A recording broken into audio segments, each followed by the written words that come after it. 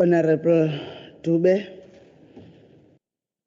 to the members of the Provincial Executive Committee of SALGA KwaZulu-Natal, colleagues, greetings. The mayors, speakers, and councillors that are here, the Secretary of the Legislature of KwaZulu-Natal, the municipal managers and senior officials from local government, the senior officials from SALGA KwaZulu-Natal, Hlogo Ndianibona, the guests that we have and the honorable members that may be connected online receive greetings from myself and the Deputy Speaker, Honorable Mabato Dembe. It is truly a heartfelt honor to stand before you today on this very special occasion, the official relaunch of the KwaZulu-Natal Provincial Speakers Forum. This is a moment which is a testimony of how much we can achieve when we work together to achieve our shared aspirations as leaders for the benefit of our communities. As speakers coming from different municipalities with different contexts from urban and rural areas, we are here today because what binds us is far greater than what separates us.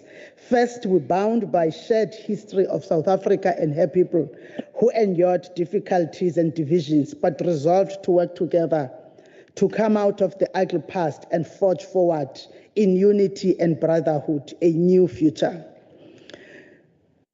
Colleagues, are we not the generations that owe their being in the heroic Ilembe, Isilo Sakwadukuza, whose leadership was deeply entrenched in bringing the African children together, thus giving birth to uZulu Mnyama Ondlela Zimhlophe. Isizwe esihle esakhelwe ebuhlakanini nasekukhalipeni kwaye wonke umuntu owayebamba iqhaza ekwakhiweni kukaZulu. Ngisho mina noMkabayi. Yebo, thina uma sihlangene lana sihlanganiswe ukuthi ikhaya lethu linye. Yilelo khaya elakhiwe ngobuhle bezintaba zothukela nezimpophoma zazo ezigeleza amanzi abika impilo. Ngokugelezela imifula equka umfolozi uthukela umzimkhulu umthamvuna umkhomazi omanzi asawuti ngoba eyikhaya lezinye zezinhlanzi ezisengcupheni yokushabalala emhlabeni. Leyo mifula ethi ibe seyigelezela kuyona imifundlana esondlayo ngoba phela thina siyisifundazwe esiphila ngokutshala esiphila ngokusebenza umhlaba. We are bound together by the plight of the people whose hopes and dreams were shattered with the closure of some home industries, factories and retailers that they sold their labor to in areas like the Midlands meanders. Ngiyambona umeya wase Kaya le Midlands meanders, who's a member of the PC here. We are also having these people who sold their labor to the factories that were shut down in KwaSithebe, Bona, Speaker, Waselembeni. We are also coming from the pains of mothers who used to work and bid in Mabek, Ladysmith, and other areas that were making clothing at the time. But together we call the beautiful province that is the home of the lime-producing stones of Oribi, the Sibudu and Waxolo caves, and the majestic Sunny Pass home. A province of 3 World Heritage Sites is Mangaliso wetlands, the Drakensberg Mountains, and of course the Sibudu caves.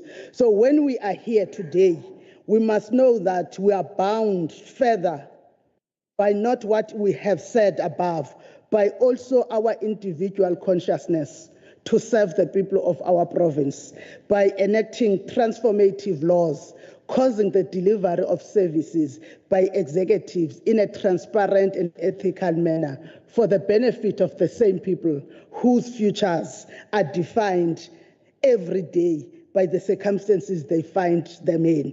We are striving for the fulfillment of the constitutional mandate bestowed upon us when we responded to the call of being speakers and deputy speakers in the provincial and local spheres. We are therefore here because we have been called and answered to a call that is better walked in company of others, and because we care about what happens beyond the chambers of this legislature and those of our councils. The idea then that binds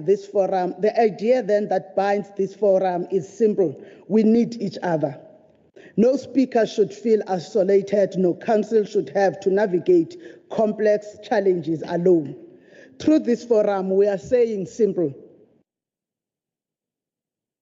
Asibambaneni, sifunde komunye, sime sonke, ukuze sikwazi ukukhokhela ngaloko okudingeka kuthina njengesifundazwe. Let us support one another, let's learn from one another, and let's stand together as leaders for the greater good of our province. Sometimes we understand differently what one stands for, but I think as speakers we have to understand that we stand for one thing: the better good of our province. And the better of our province lie in us first losing ourselves and taking the oath of offices that we took.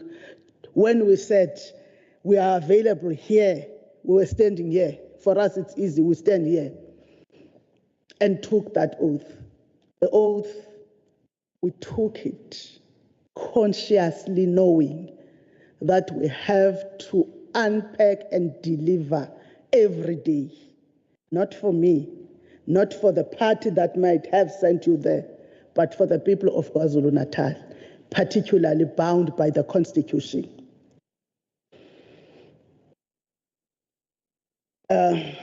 We are also going to stay here in this Speakers Forum that we are relaunching, knowing that it is an inspiration drawn from the National Speakers Forum, where we have seen the real value of bringing speakers together, not just to talk, but to act, to share solutions, raise concerns, build a network of trust and cooperation that is able to drive oversight in all the provinces. That same spirit is what we are bringing here to KwaZulu-Natal, that we will learn from each other.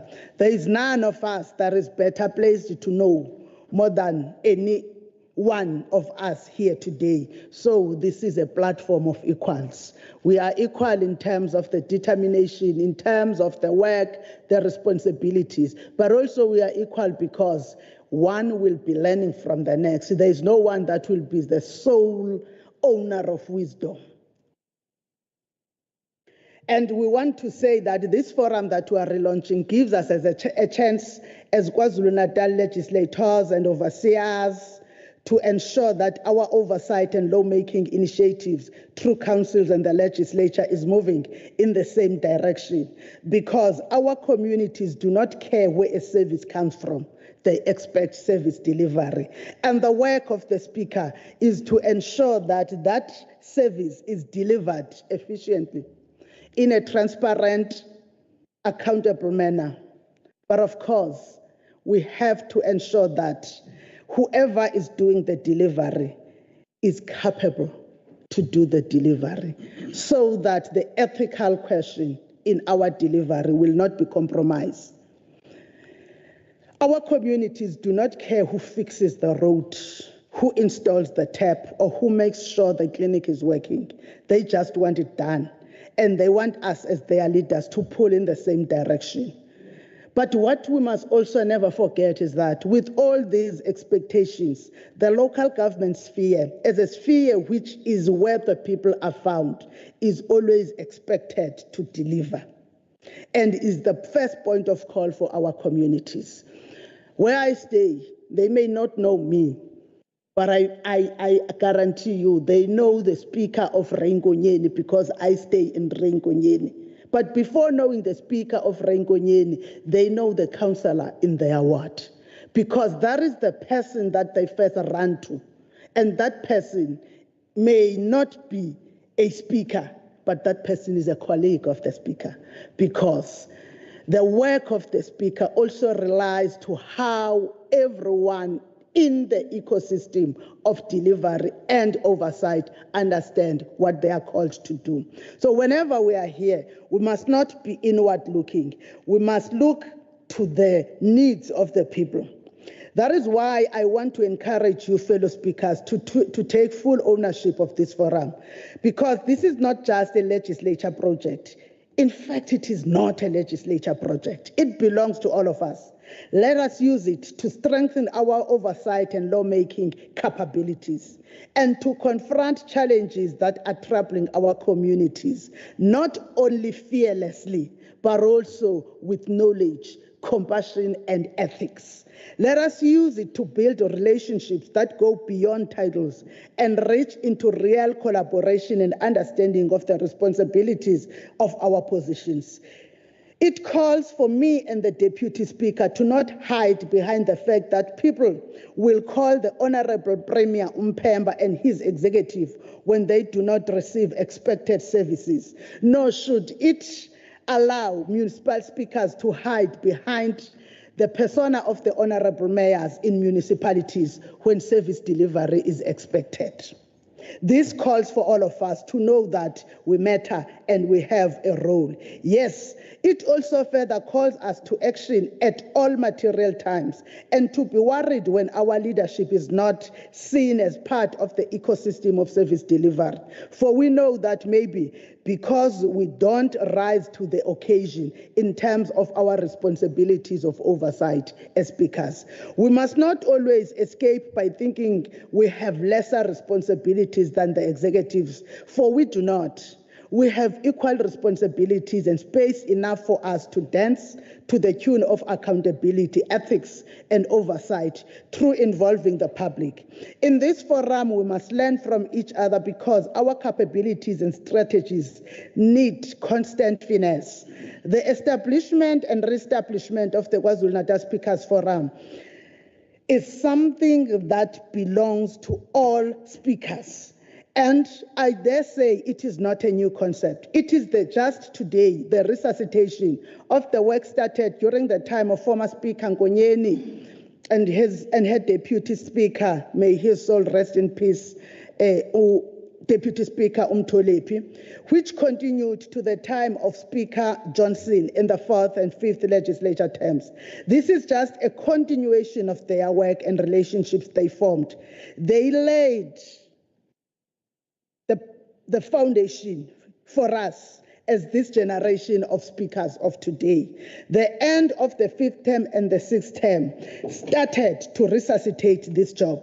And I must declare that this day may not have been possible without the wisdom, strategy, and commitment from the legislature Deputy Speaker, Honorable Mabato Tembe, who understood that we all are going to benefit, but importantly, we all have to hold each other's hands as we do this work.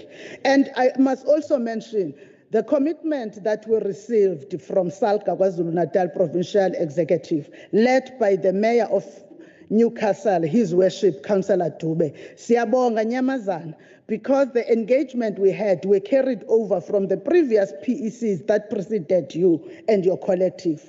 And all our engagements had always been dignified and based on mutual trust and respect from all the PECs of SALGA, but more particularly because we worked closely to this point with the leadership that you are having.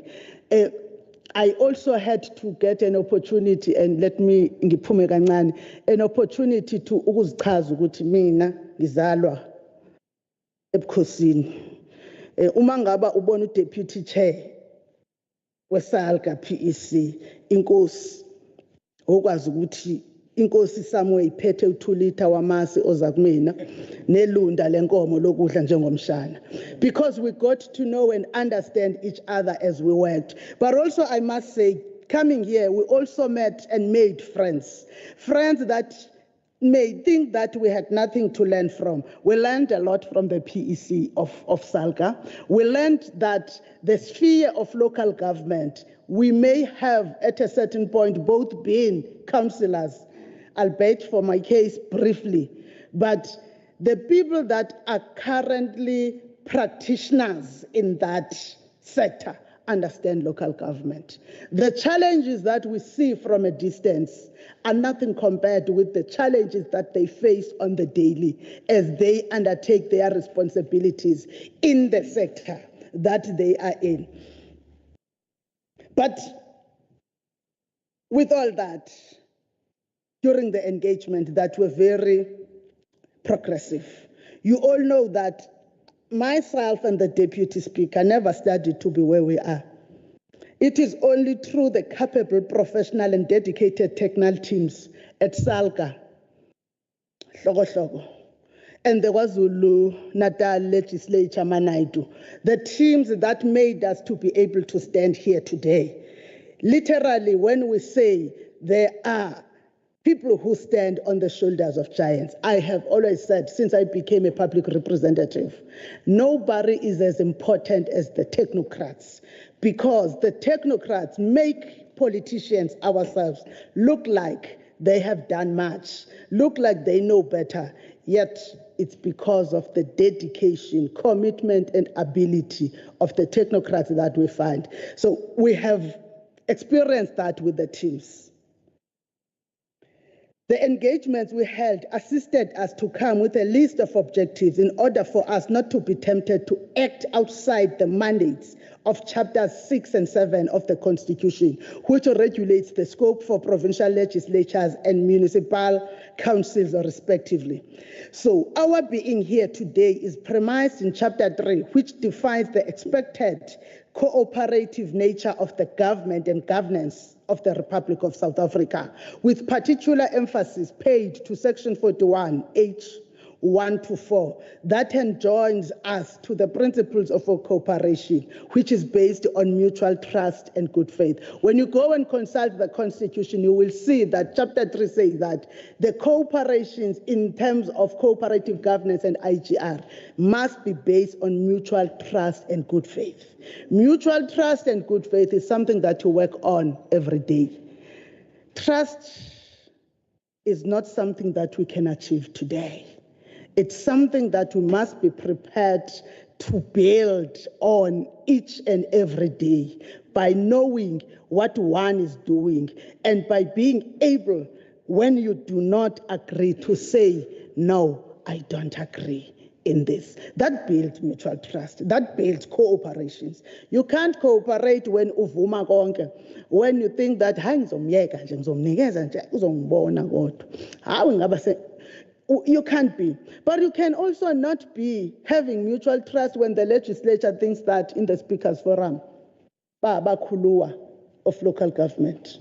I usually use this because there's this understanding when we go on oversight that we come with a big brotherly approach.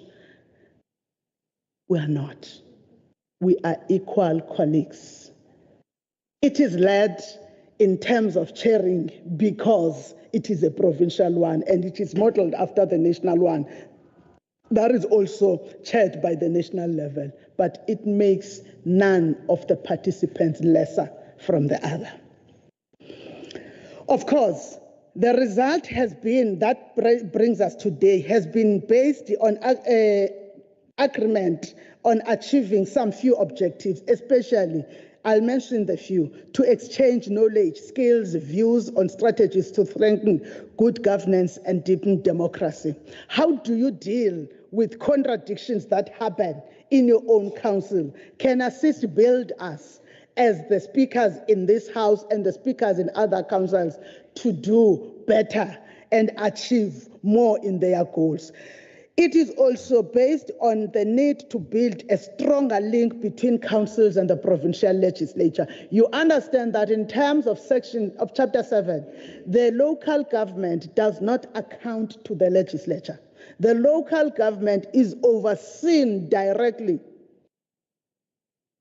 by the Department of Cooperative Governance and Traditional Affairs at the provincial level. But further, in the Constitution, you'll understand when it gives power. In fact, in chapter 6, when it gives power of oversight. So when we come for oversight, there might be understanding. But if we iron out the issues that cause the misunderstanding between the legislature-driven oversight and the one that is driven by COCTA when they come to councils, it may be just a matter of approach, how we approach you.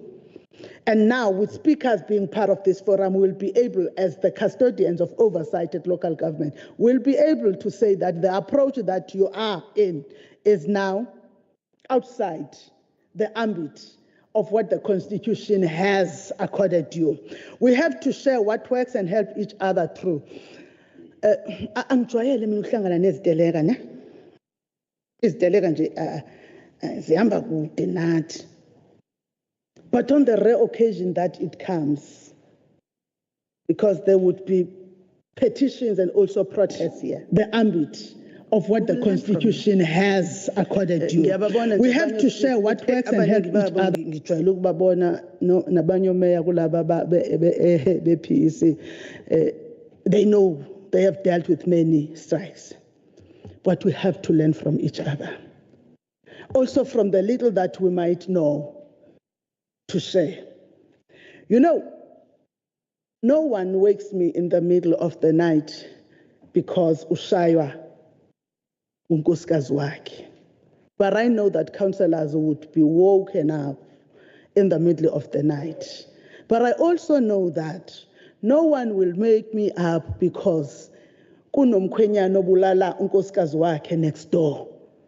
Before they even look for the ambulance and police, they first call the councillor. And the councillor doesn't even oversee the Department of Health, nor the South African Police Service. The Department of Health is overseen by the province, and SAPS is overseen at national level. At the province, we have secretariat that we oversee. Now, that experience, coping, so that when I come and see situations that are happening in local government, I keep the responsibility not to extend the problem by blowing them out of proportion. Because sometimes when you lack understanding of context, you may come thinking that you are providing a solution, but you find that usushise amasimi. Ngibabona bangakithi la. Kodwa le ngakithi kuthiwa ngomlilo ngiyambona umdungi. Ngomlilo osenyeleni lensimi. You know, we grew up, when you go through the parts of Umzimkhulu, you grew up where you find that the fields would have what we call ikontolo. Ziyadla inkomo enyeleni. Kodwa mangaba wena ungakaze uluse uzibone izinkomo ukuthi ziyadla enyeleni zingangeni embileni, ungabuya usumemezile ukuthi waphela umbila wakwashabalala uqedwe izinkomo zakwagwala.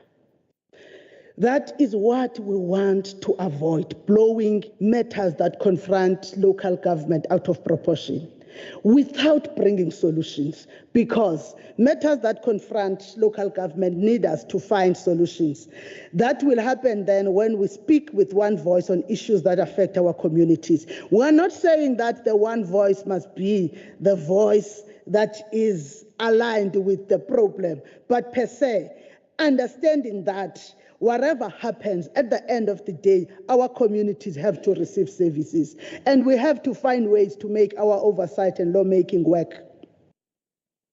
Not just to have lawmaking that is there for the sake of being there. Sometimes you may find that I have a legitimate understanding that a bylaw that has been enacted in a certain municipality is wrong. And I only make that known, but I forget to say that as a resident, I was given an opportunity to input. And I never participated in that. So when everything goes wrong, we go and point at the local sphere. We go and point at the local sphere, sometimes even forget that we are residents there.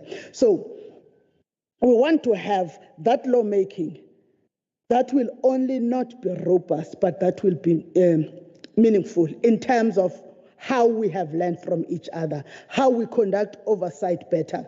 And I also want to say this. We're not always going to agree. We're not always going to agree. Not everything that we discuss in the Speakers Forum, and that is okay. Even at the national level, we disagree. We disagree vehemently. We debate matters. Sometimes say that, no, I'll allow democracy. Because my view remains valid. But if we stay rooted in our shared values, which is accountability, service, and respect for our communities, we will always find our way forward. This I'm certain of because we are born out of struggle, sacrifice, and triumph of our forefathers. We are a generation that have a history deeply intertwined by the success of our people in the many battles that they faced before us. The battles that they faced before even the official starting of what made us to be here. There were battles that were faced by our forefathers where conditions were against them, but they succeeded. If you are not sure, remember what we do in January. When we go and gather in Isandlwana as this province, we are not only there to celebrate the victory, we are also celebrating the victory that was historic, that was showing that with determination and commitment. No one could have thought that Isandlwana, Amabutho KwaZulu could win, because people were looking at that which they faced. They saw guns, they saw everything else, but they forgot one thing, a determination. And we're calling upon that determination that has characterized us historically, that we must bring it together. We must see no obstacle larger than our cause, because through the sacrifices of Isilo Udinizulu, izimfundiso zesilo uzwelithini kaBheka uZulu, nemikhuleko nokuqhubeka kokufundiswa isilo uMisizulu uNomthebe osesihlalweni, akukho okuyomelana nathi uma sihlangene, inqoba nje uma sihlangene. Yes, we have to know that we are not just politicians and legislators, but we are generations that did not only learn from the struggles and sacrifices of leaders like Mahatma Gandhi, Helen Suzman, Inkosi Albert Luthuli, and many others, but we are the generation that is charged with the continuation of the foundation that was led by our democratic forebears. I speak of two speakers, importantly. For me, we must know that whatever we are doing, we are carrying forward the work of Dr. Freni Chinwala, the founding National Assembly Speaker, but we are also carrying forward the work of Ubaba Gideon Sipho Mdlalose Unyanda, the founding Speaker of this House. This is not our house, myself and Honorable Tembe. This is the house that was found by Onyanda, and a house that was found on dignity, but a house that was found on compromise in favor of unity. That is what has brought us today. Their work and that of speakers that followed them must be finished by this generation of speakers in order for the incoming leaders to focus on oversight of the future, the one dealing with impact and efficacy of the oversight mechanisms in a fully capable and ethical environment. We need to build that. To all speakers that are here today, let me once again thank you for joining us, not just physical, but with heart. Your presence here tells me that this forum has the potential to become something truly transformative. Remember that there is no KwaZulu-Natal Provincial Speakers Forum without each and every one of you.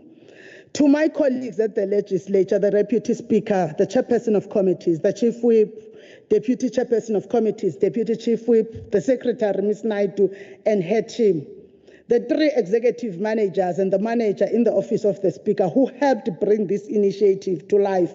Thank you. Siyabonga kakhulu. You have been the light, because we knew that we have a place to go back to when everything falls apart. To the chairperson of SALCA, His Worship, Mayor Dube, your PEC and administration, thank you for proving that together we can do more. Many may not have thought that it would have been this soon after the previous elections that we have completed. But through the dedication and the availability to engage with us and being able to differ where you differ, we were able to sign a memorandum of understanding that have bound the KwaZulu-Natal provincial legislature together with that of the KwaZulu-Natal SALGA PEC in order to find new ways to work together to ensure that service delivery is not compromised at the province. So meaning that the legislature must not slack on exercising oversight at the provincial level, but also it will not be compromised at the local level, because councils with their duality of responsibility will ensure that the work is done, and it is done in the manner that is supposed to be done, regardless of who is there. I know that in all this, we need empowerment. And it is for this reason that we have decided to also collaborate with LG SITA. We want to thank the CEO for being present here today and the leadership at the SITA to make some presentations to guide us, especially for me and the Deputy Speaker. We have to learn. It might be something that is well known already at the level of local government, but for us, it is more of like an induction. Every speaker that has come here today, we thank you. We know that you have to leave something important to be here. And we want to appreciate that and hope that when it's the time for you to go back and consider, you speak to that important person in your council. The people that I'm thanking last, the municipal managers and their other executives, in ensuring that this initiative, you also buy into it, because without the involvement of municipal managers, we will also lack content. We will also lack a legalized response to why the speaker is attending here, because we need to do it within the confines of the law. But importantly, municipal managers, you will also be there when you find that something that you are resolving on is outside the regulations, and be able to say, hola ho, maninike. And we hope that when we've done that and we have all come together, we will have a successful learning platform. Let us walk this journey together, and let us never lose sight of who we are doing it for. It is not for us, it is for the people of KwaZulu-Natal. Siyabonga.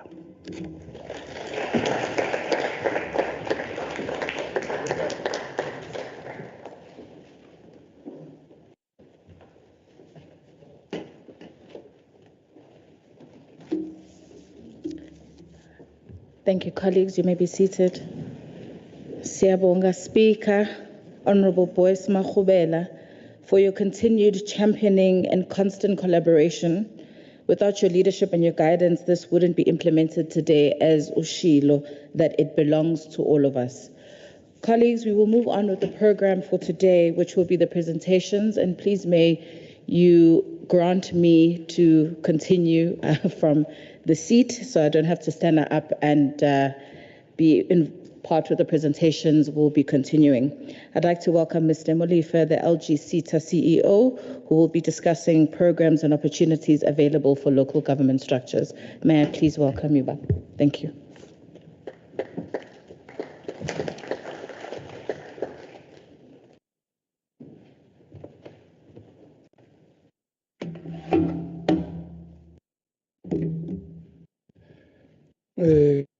Good morning, Chair of the session, Speaker, honorable guest here. I hope all protocol is observed. Chair of the session, may I request that I just speak about the presentation of today, but not follow the presentation, because a lot of times we prepare presentation on the assumption that the audience understand what SITAs are about.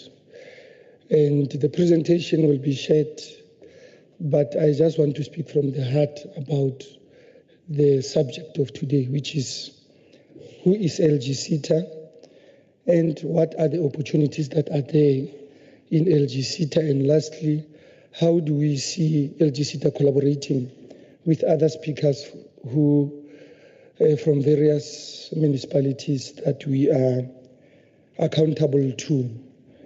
I think, firstly, the organization called LG-SETA was founded in 2000 with other 21 sector education training authorities.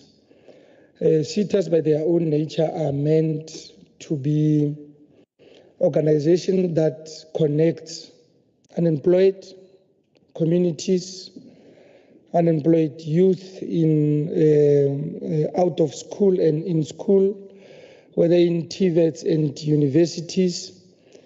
SETAs, by their own nature, is to look at unionized and non-unionized employees in the 257 municipalities in our country. And SETAs are also there to bridge gap with trade unions that are supporting local government, whether being it municipal entities or municipalities themselves. And we, in short, we are a Schedule 3A institution, meaning PFMA and all related legislation has to take precedence. We've got a board of directors. I think we've been in news these days. We hope that we'll have boards soon. We're in Parliament, I think, on the 28th of May. And we made representation, I think, to the Portfolio Committee on Higher Education. How are our boards structured? Our boards are structured in a way that there's labor. You'd know that there's two recognized trade unions in the sector, which is SAMU and IMATU. They do have 6 seats in the board. And then we've got SALGA that nominates amongst PECs and national office bearers, including the executive. They do have 4 seats in our board. And for the first time this year, we nominated from National House of Traditional Leaders. We do have a nominee. And then for the first time also from the Institute of Local Government Leadership, we do have a recommended seat. So when you look at the board, the minister has 3 ministerial appointees, which would be the chair of the board and 2 community representatives. So that constitutes 15 members of the board of directors of LG-SETA. And obviously, in terms of the constitution of the SETA, 6 months after the board has been appointed, they have to either recommend to the minister the extension of the CEO, or they can go to the market to look for an incumbent. Currently, Chair, I'm both the board and the CEO. In the absence of the board, PFMA Section 39 kicks in, wherein it reads that in the absence of a controlling body or an accounting authority, then the CEO becomes the accounting authority. We did receive letters on the 27th from Treasury through the Minister of Finance. And we hope that soon we will have a controlling body that will drive all the strategic imperatives of the organization. And then LG-SETA has got 5 key strategic priorities. The first priority is to make sure that there's capable leaders in the sector, be it from political level or administrative level in terms of municipal managers, CFOs, and directors that support the municipal managers. So our role there is to make sure that there's capacity development programs to make sure that there's ethical leadership How do we do that? Number one, we do that through bursaries. We do that through training on governance with IODSA, or Institute of Directors of South Africa. We also do that through partnerships with various universities or business schools that may have identified probable costs that will assist in us moving forward. I'm happy that the CEO of SALGA is here. There's a program that we are conceptualizing with University of Berkeley in California State at Silicon Valley. That is Masters on Public Affairs, which is championed by LG and SALGA, where we can do an exchange program to make sure that we do have requisite skills that can develop not just municipal managers or mayors or speakers who are inward looking, but who can also look at other ways of bringing sustainable revenues to their various municipalities. Our second strategic pillar is financial prudence. In financial prudence, we developed a program especially for chairpersons of your finance committees, chairpersons of committees that deals with accounts, chairpersons of committees that deals with projects, so that we can understand how you conduct oversight and the reports that you receive that may be dealing with financial statements or thereof, or budget votes, that you can have requisite skills that you can employ when you conduct those oversights. And we also worried, because when you talk about local government, you talk about financial mismanagement. And we are saying, let's run programs and projects, particularly in supply chain and strengthening our internal audit and risk environment and our internal control environment by developing programs and curriculum that addresses those gaps that always are addressed or highlighted by Auditor General SA. We also started a program working together with South African Institute of Government Auditors, SAIGA, where we've identified about 9 municipalities as a pilot. We'll be incubating those municipalities for the next 5 years, just to make sure that there's a turnaround strategy to make sure that municipalities reverse the adverse AGSA findings, but also, most importantly, to develop internally the skills so that over-reliance of consultants in terms of improving internal control environment can be achieved. Our third strategic pillar is to improve the key nine key municipal service areas that are highlighted by the Municipal System Act and the Constitution. I think we know the 9 key municipal service areas. And how do we do that? I think currently we took about 9 districts and metros to China as part of our partnerships in ensuring that we improve the skills levels of how we maintain and develop our road, how we maintain our energy security as districts and as metros, how we improve water and water encatchment solutions, including the technology thereof. We also took some of the employees of those municipalities to look at local economic development, not in an inward manner, but to understand what are the economic opportunities that are there in various districts and metros, to make sure that we bring that ecosystem and also the e-commerce and cross-border logistic opportunities that can happen in between the different continents and countries. And we are doing a lot of programs in terms of bursaries, artisans, candidacy, in funding engineering studies, candidacy with professional bodies like your Association of Fraud Examiners. We work closely with SAICA for accountants. We work closely with legal professions so that we can have legal advisors that can advise municipalities.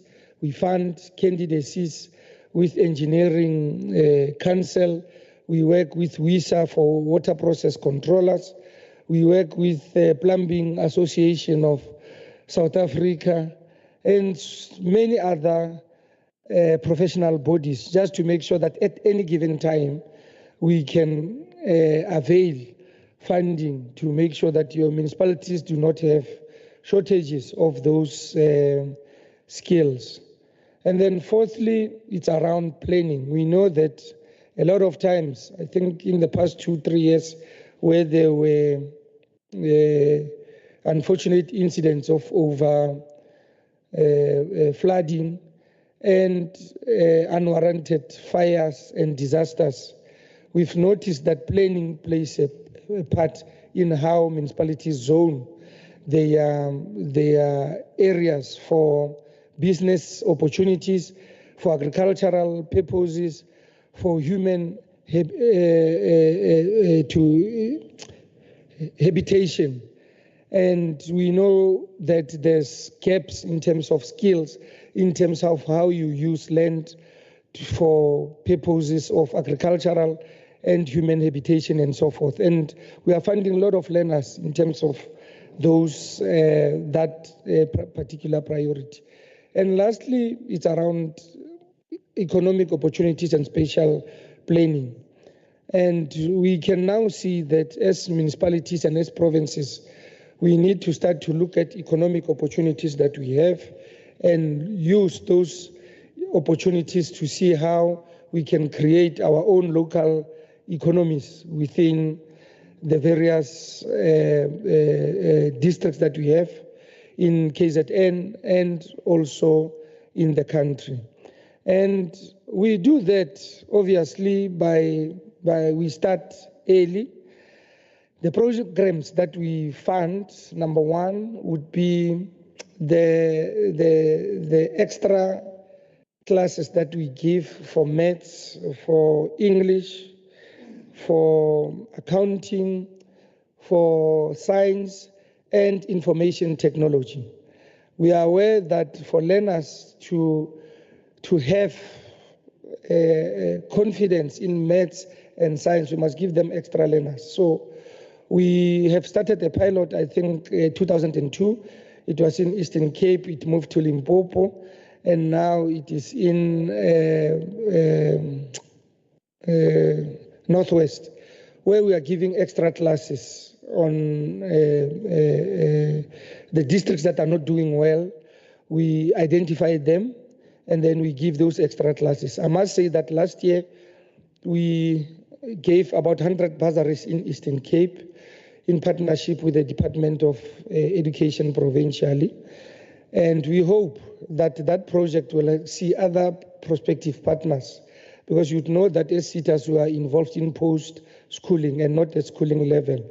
But we feel that if we want learners to give bursaries too, we must invest also in ensuring that they do have requisite skills and passing well before matric for them to get our bursaries. And then we do fund bursaries in engineering fields, whether it being mechanical, we fund electrical, both heavy and medium, and we fund scientists, we fund accountants, we fund planners, we fund SEM practitioners, we fund for electricians and plumbers and carpenters and so forth.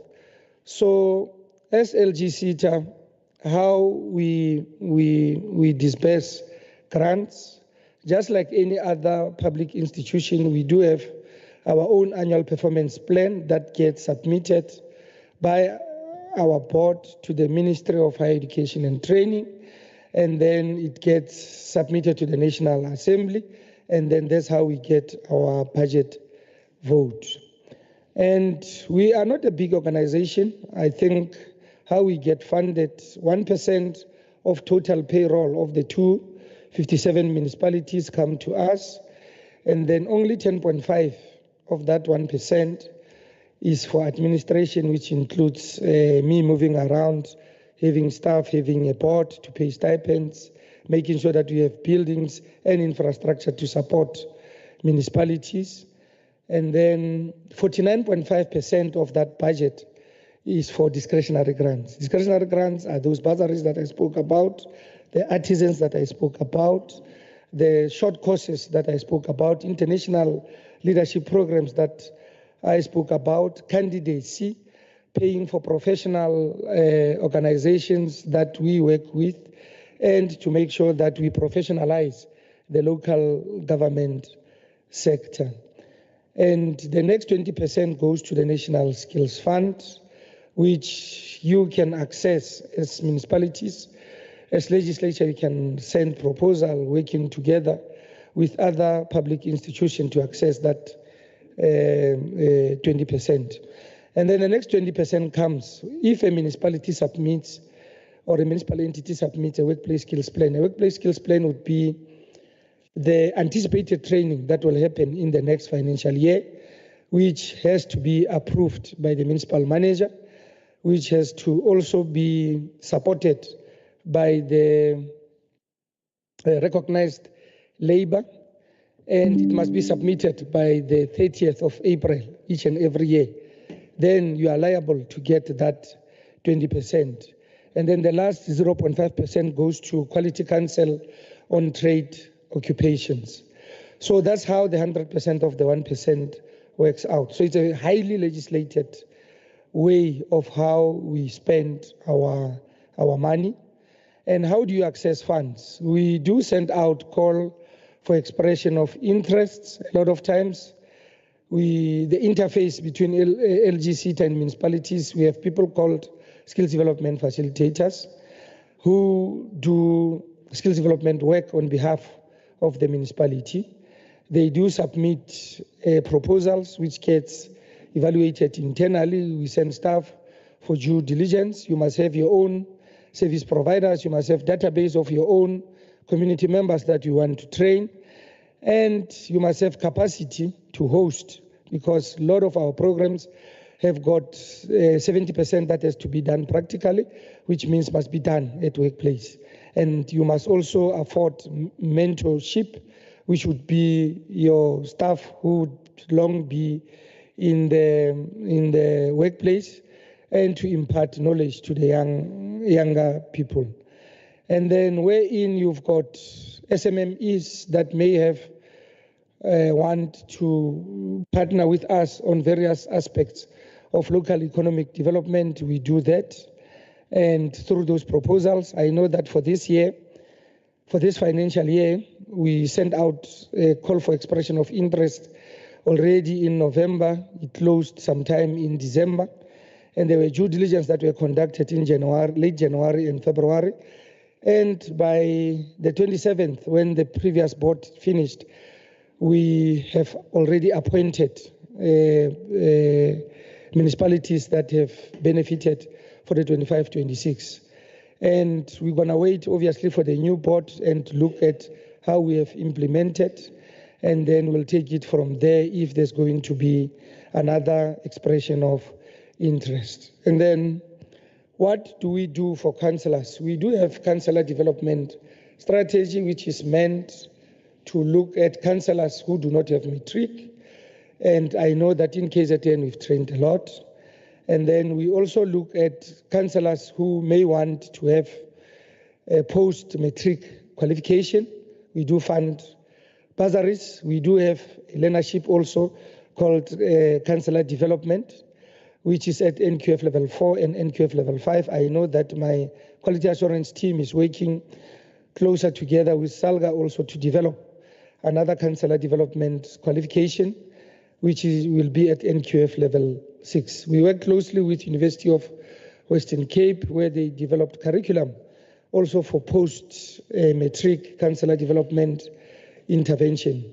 We also partnered with SALGA in 2021 for induction. We trained over 9,000 councillors. And what I liked about that project is that we called previous councillors to be our facilitators to induct new councillors. And we hope, obviously, through this engagement, there'll be a proposal, since we are getting to the 2026 local government elections, where we are open to partner with SALGA, just to make sure that we can close that particular gap. Our view in councillor development also is that where there's councillors who may want to specialize in local government, we give them bursaries for masters and PhD, where we can use their research report to improve the sector as it is. So the condition for funding that PhD or master student is we do have a research agenda that gets approved by our minister. We will give them research topics. We do have about 16 research topics that we look at various aspects that are hampering service delivery in local government. And more information is on the presentation, but I felt that let me bring it to humanity to just say what LGCTA is all about. And I can take inputs and questions, and if I've not done justice to the presentation, please fruscon me for doing that. Thank you. Thank you so much. No, Mr. Mlife, we will take questions at the end. It's okay. Thank you so much for your presentation. We'll ask Mr. Mbanga, the SALGA CEO, to please come next and present his presentation. Thank you so much, colleagues.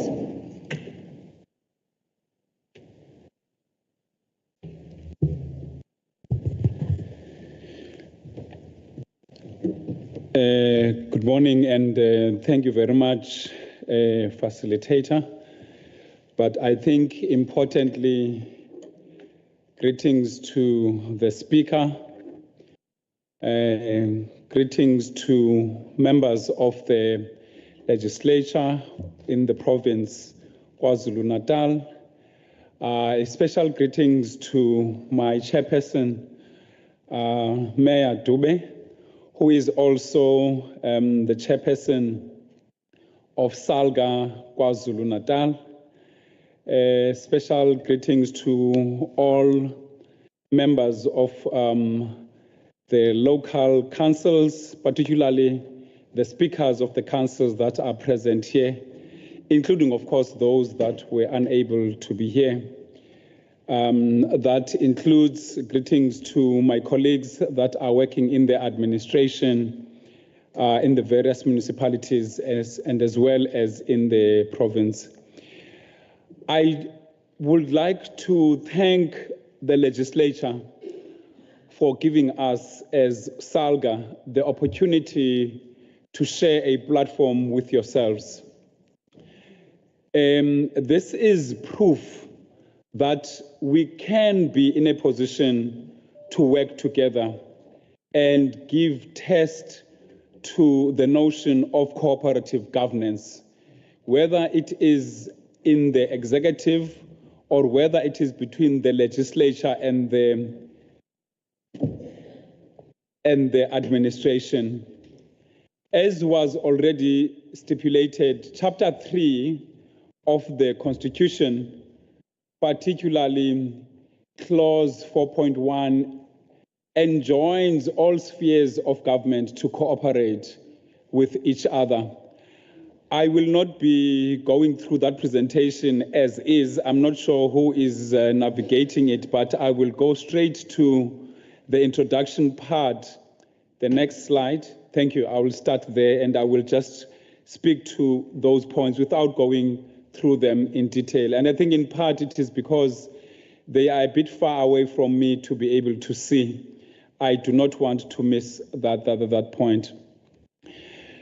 Of course, local government is a sphere of government which is closest to the people. It is an important component where the state conjoins with its society. It is an arena, in fact, a very important arena, where the values of society, the values of accountability, the values of democracy get to be tested. It is the point of contact where society is able to say service delivery does take place. As was already articulated by the speaker, without local government, it is not possible for us to test whether or not government is working for the people. However, the challenges we face today in maintaining public trust by society and ensuring effective service delivery demand urgent attention. I think it is clear to everybody that local government in particular and government in general is under pressure to deliver. And this is an important issue for us to identify, particularly the need for us to ensure that there is a strong relationship between local and province, between province and national, and in turn, between national and province. The next slide will talk to what we regard as SALGA, as the three important elements, perhaps that we need to test amongst ourselves for us to be able to improve public trust in local government. The first is on the issue of governance. Without proper governance, without proper accountability, without showing leadership on the part of those that have been elected and display how we are able to lead, the likelihood of improving public trust between ourselves and society is quite doomed. Secondly, it is quite important for us to develop social trust, because without social trust between citizens and government, the relationship gets to be eroded. It weakens the foundations of democracy if there is no social contract between society and government. And thirdly, it is important for us to collaborate. Trust enables collaboration. It fosters civic engagement and enhances compliance with policies and regulations that this particular House, amongst the 9 plus the one that is national, put in place.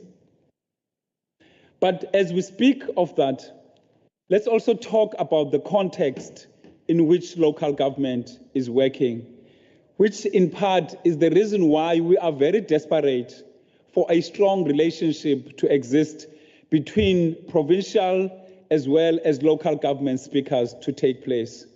In other words, we are not here because we are here to pay lip service.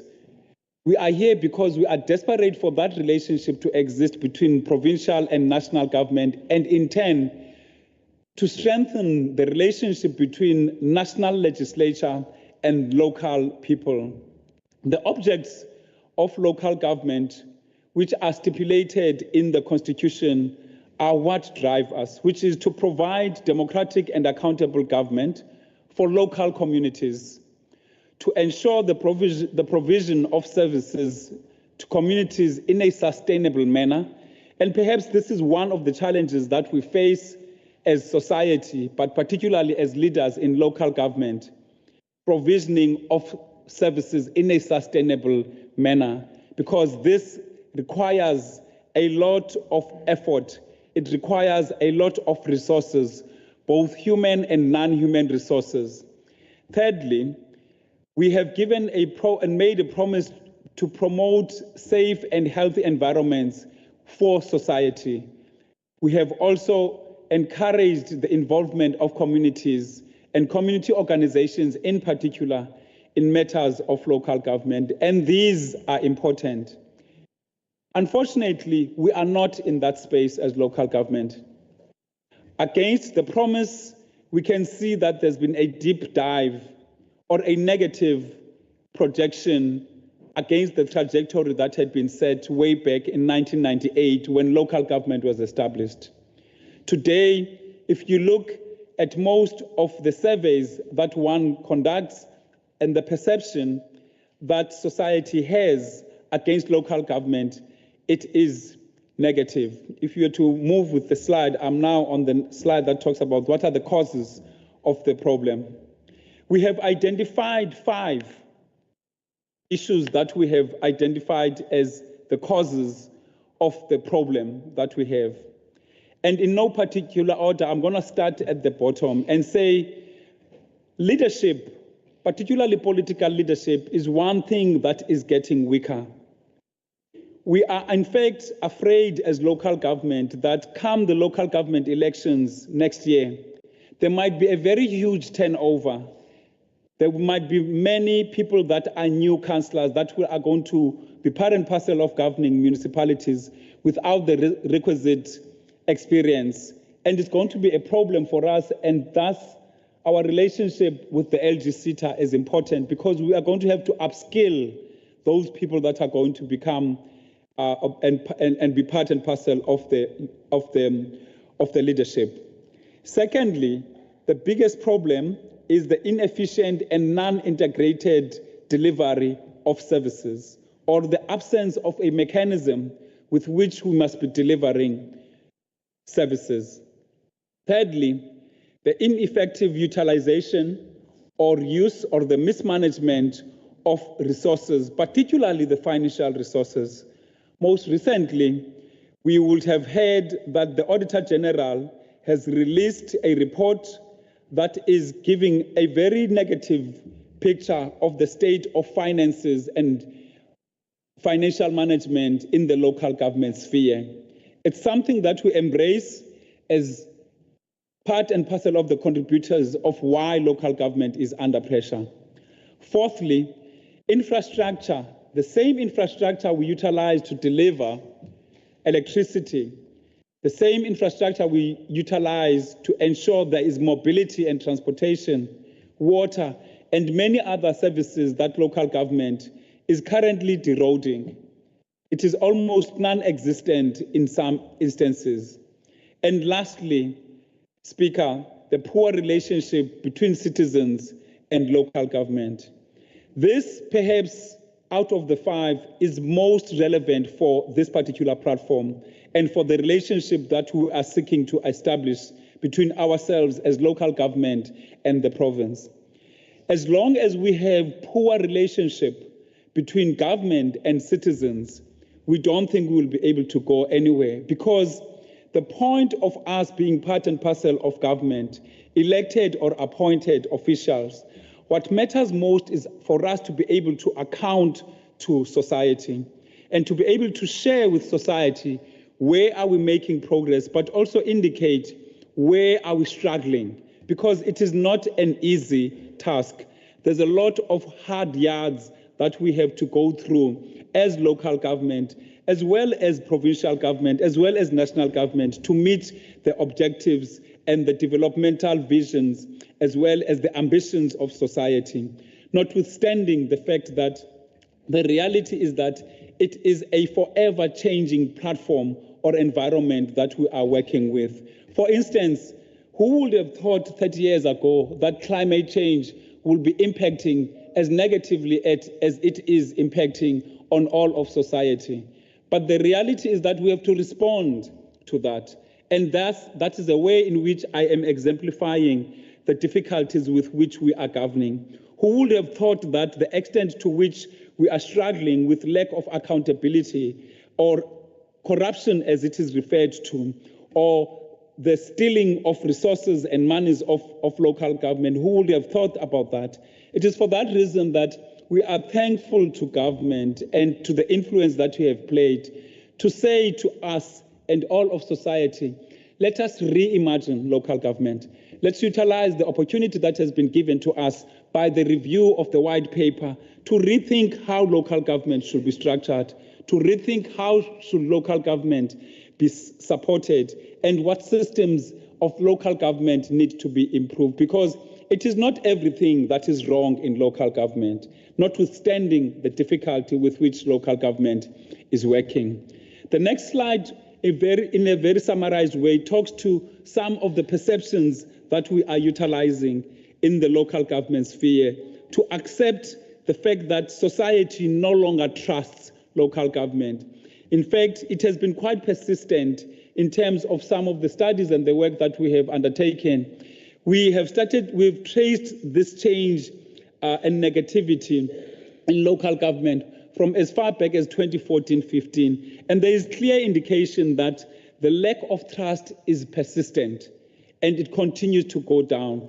It is all of our challenge as society, all of us as society, to change the perceptions, the negative perceptions, and some of the realities that local government has.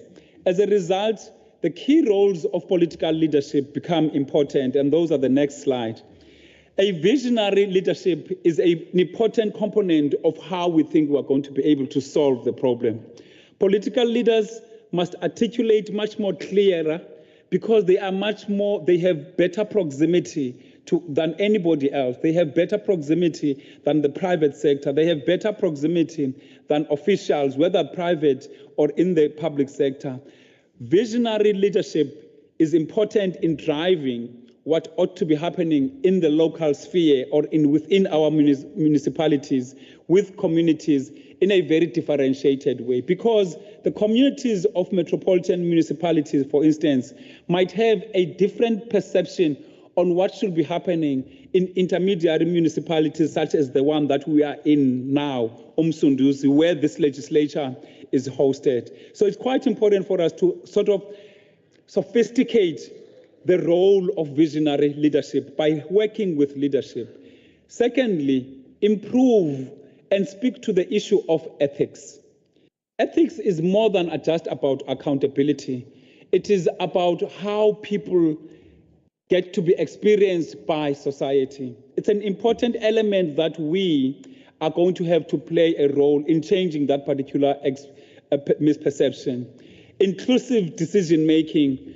One of the things that we are accepting as local government is that perhaps what we have done in the last 30 years in this first generation of democratic local government, we have not been inclusive of the private sector.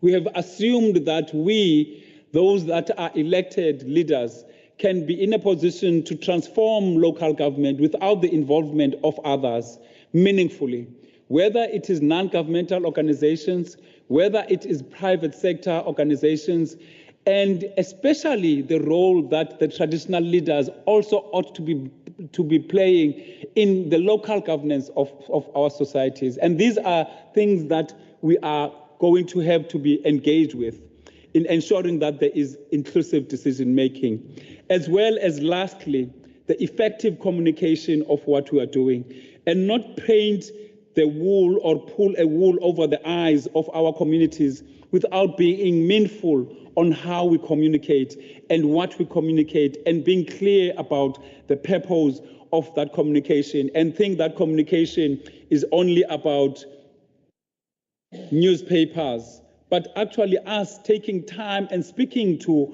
our communities is an important element of what we need to do.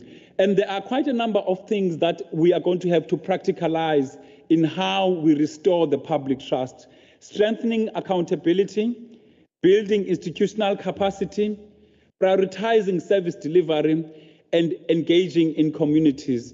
The next slide talks about what we are starting to unpack to be perhaps the prioritization. And the reality here is that it is quite difficult at this point in time to solve all the problems of local government. And we are beginning to share perhaps a vision that says, as part and parcel of what we may want to prioritize, here are some of the three things that we must look at to solve local government. Professionalization of local government is quite important. Almost like all other spheres of society and various roles, there is professionalization. Professionalization means that we are going to have to look at our labor force and our forces within the various municipalities and ensure that there is some level of professionalization so that it can speak to issues of ethics and accountability by all of them. Secondly, sustainable services that we are going to have to prioritize. Government is currently undertaking an exercise where electricity, water, and sanitation, as well as to some extent roads is being looked at under the auspices of operating Vulindlela. It's a great initiative in our view. However, it need not be the type of initiative that is going to collapse local government. So as we enter in those conversations with all of government on what are the key priorities, we are faithful, or we take faith in the leadership that is there to ensure that local government does not trip local government. And lastly, the impact of urbanization. There's a huge movement of people from what you could call erstwhile deep rural areas into urban areas, seeking work, seeking faith, and having in anticipation that there will be work. But there's a huge gap between what's happening in deep rural as well as urbanized areas of our country. And that is something that we are going to have to look at, perhaps as a way of ensuring that we are able to deliver. Intergovernmental relations becomes an important aspect in the next slide in driving service delivery through collaboration, the synchronization of the efforts between ourselves in the various spheres, the public-private partnerships, and the strengthening of civil society partnership, and making it the relationship with civil society much more productive and much more result-oriented as an entity. Perhaps the few slides that I'm going to speak to now relate to the mandate of SALGA. Just for purposes of reminding the audience, what is SALGA about? There are 6 mandate areas that SALGA is responsible for. SALGA lobbies and advocates and protects and represents local government. That is our role. Secondly, SALGA is an employer body. We are responsible for all plus minus 400,000 employees that are employed by all 257 municipalities. And at any given point in time, we play the role of ensuring that the workers in the municipalities are always protected by the environment in which they work in, including ensuring that they are appropriately remunerated and thanked for the work that they do. It is for that reason you will realize that over the last 10 years, the local government sphere has perhaps been the most stable sphere in terms of the relationship between the employer and the employee. And that is what we have been able to do.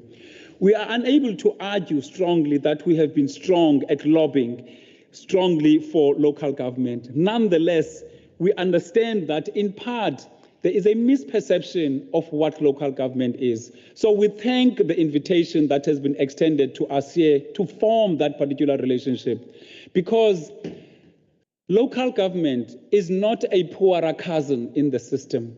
Local government, perhaps, it is the most important sphere without undermining the other spheres of government, and thus local government also does not deserve to be undermined. The third role that local government does, and hence the relationship with the LG SITA, is to build the capacity not only of the institutions, but as well as the individuals that are working in the 257 municipalities, particularly those that get to be elected, because it is not easy to be a councillor. I think all councillors will tell you that it looks simple. The reality is that it is not simple. Few councillors spend more than a month in a year on holiday. And that's the reality. Very few councillors are able to spend more than a quarter of a day, including the night, doing their work. So it is not as easy as other people imagine it to be. Fourthly, SALGA is responsible for ensuring support and advice to all the municipalities that are there. Members range on issues of executive, on issues of the legislation, on issues that are related to the mandate. And fourthly, we are responsible for providing the strategic profiling that municipalities deserve, so that there's a clearer understanding of what municipalities do.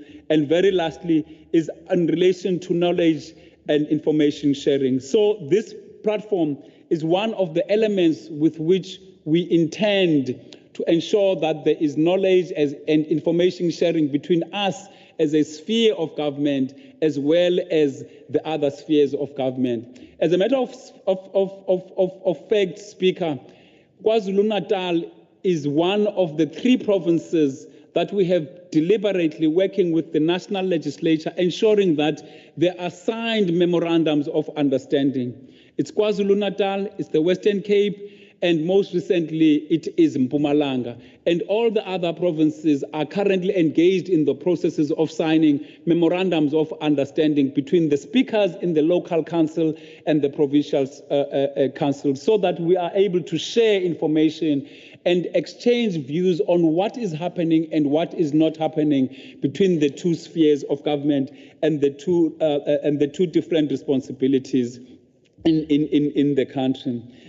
I think it's important for me to also speak to the next part of what we are doing in how we are changing the organization in SALGA. One of the things that we are changing our own business currently is to focus on 4 things. 1, building leadership. As I have said, we are steadfast in saying a mayor on his or on her own is not in a position to run a municipality if there is no collaboration with others.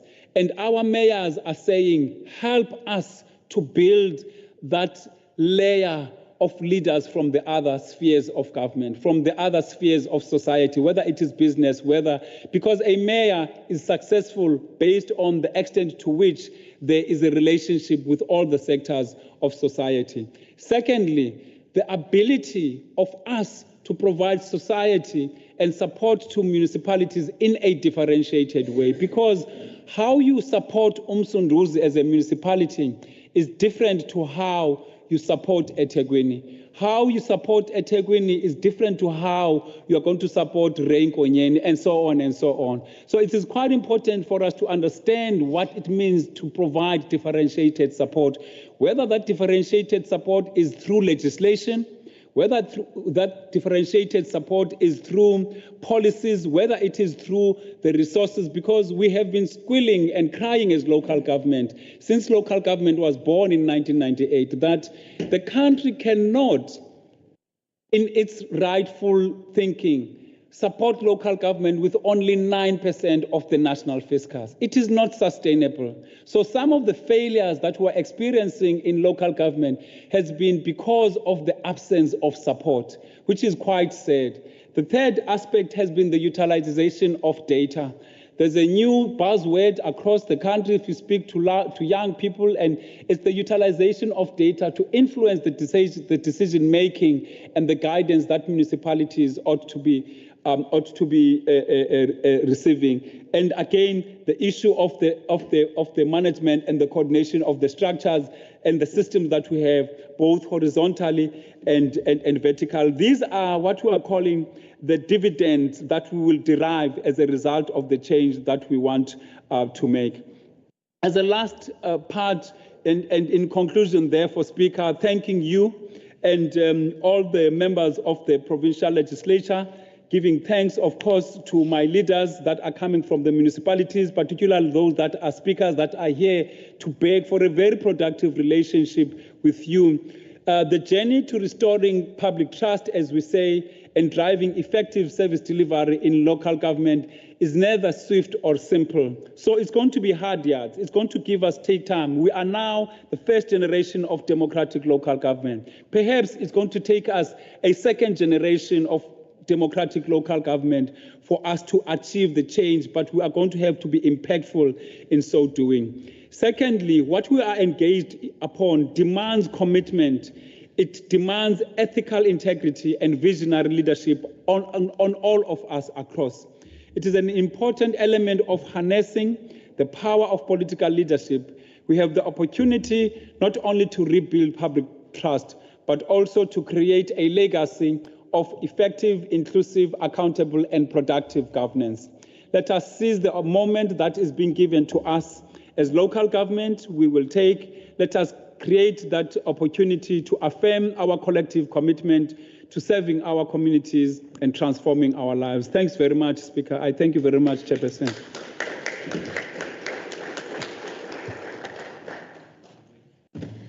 Thank you so much, Mr. Mbanga Salga, CEO, for that very informative presentation.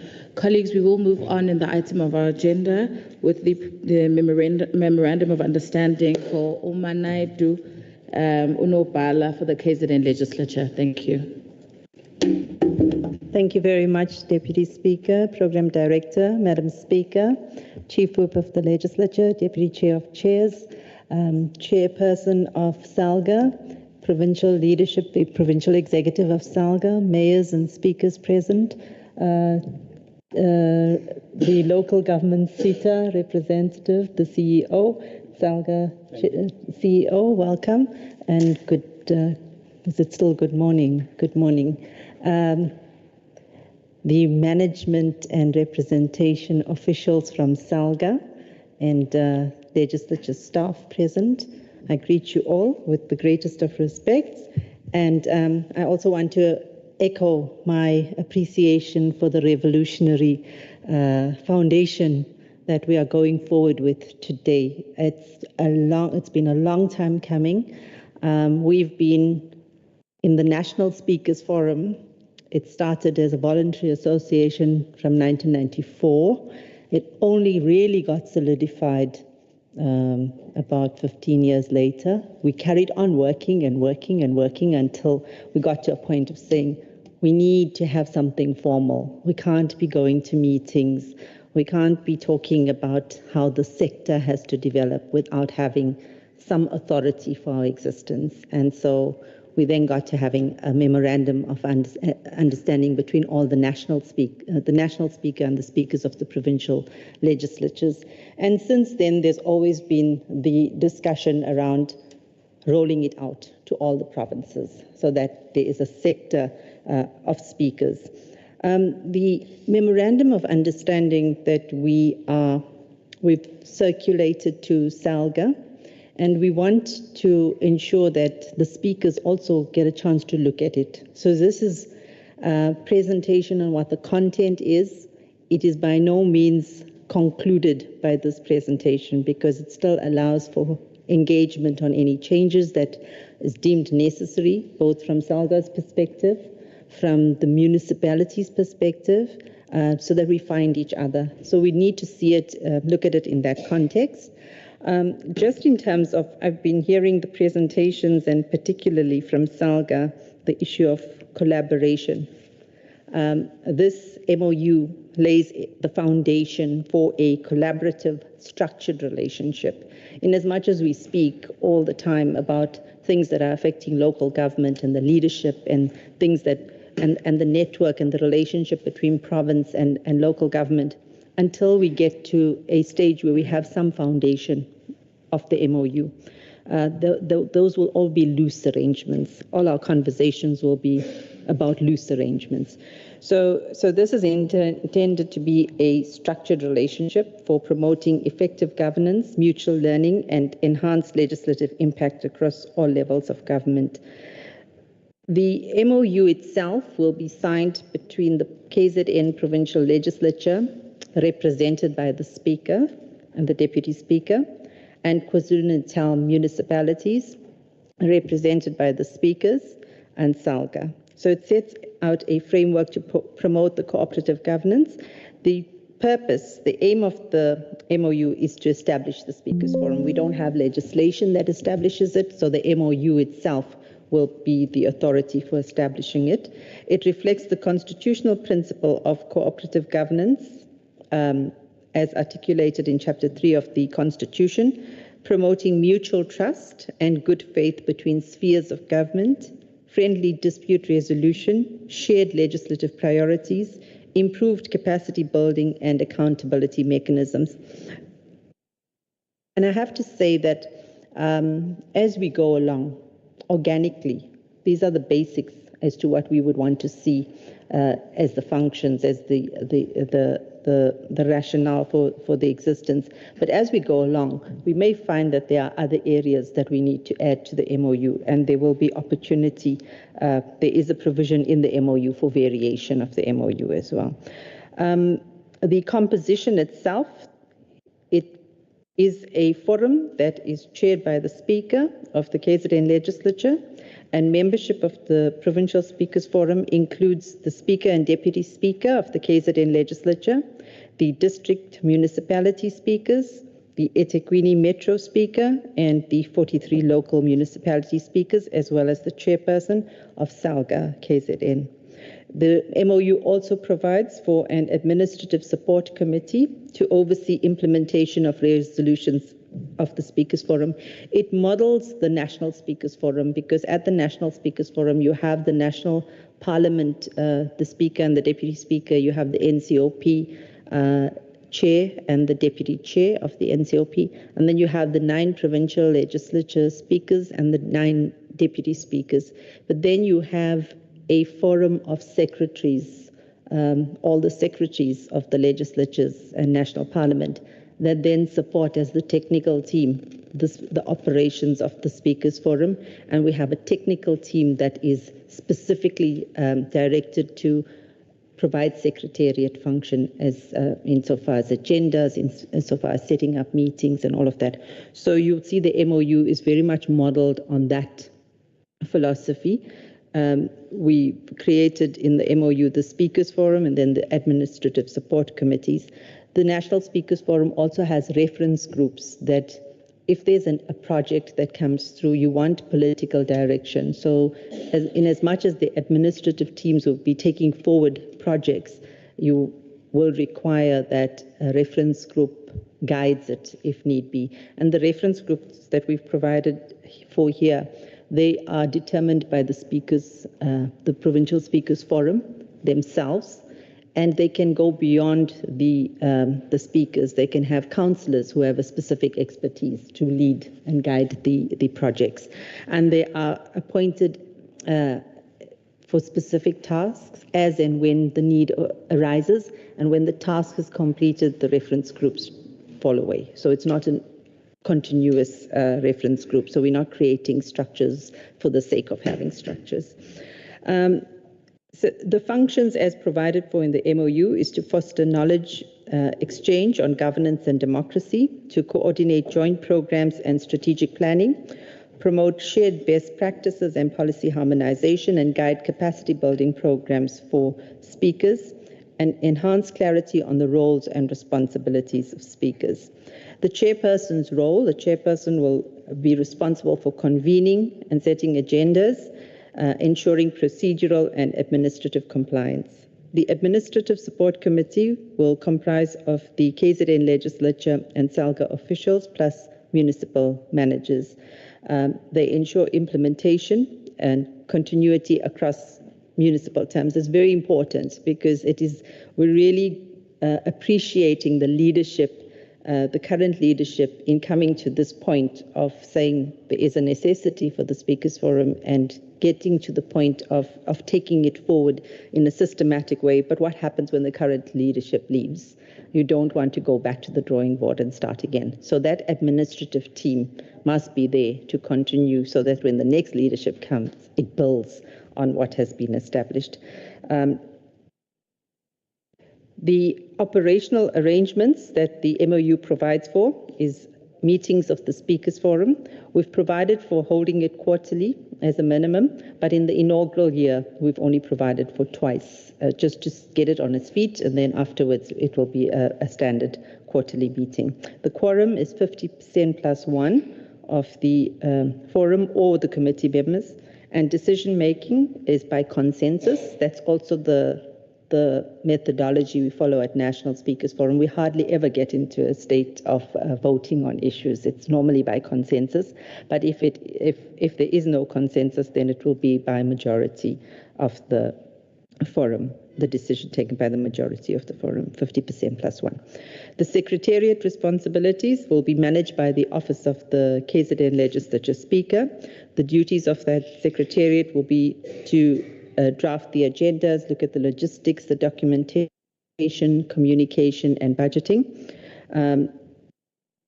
In terms of amendments and commencement of the MOU, the amendments will have to be in writing, and and must be agreed to by 50% of the parties to the agreement, and the MOU becomes effective upon signature by at least 50% of participating municipalities. We also follow the same approach at National Speakers Forum.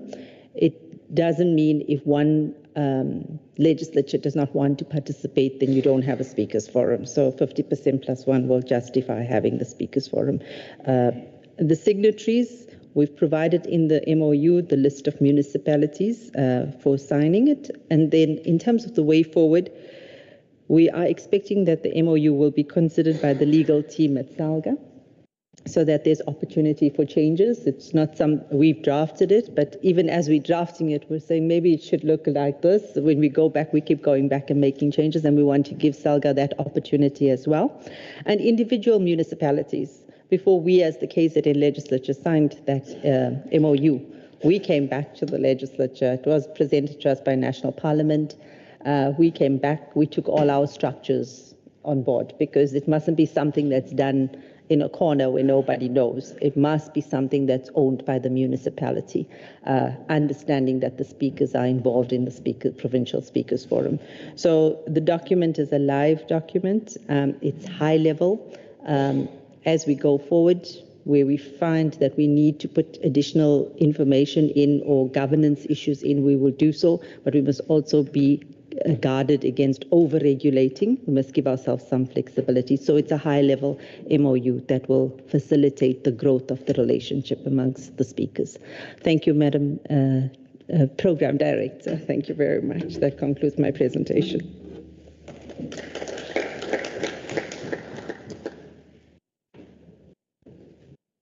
Thank you so much, Nopala. Colleagues, that concludes the end of our presentations for this morning. We will continue with the item of discussions and way forward, colleagues.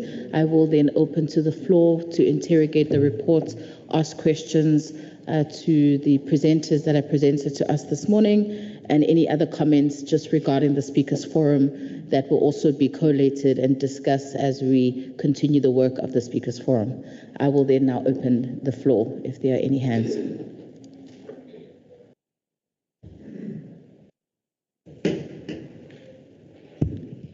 Thank you, Honourable Deputy Speaker, and good morning to colleagues. Thank you for the presentations. You have sent them out via email. I was wondering if the full MOU could also be sent out and not just the presentation. Thank you. Thank you. I saw a hand at the back. Yes.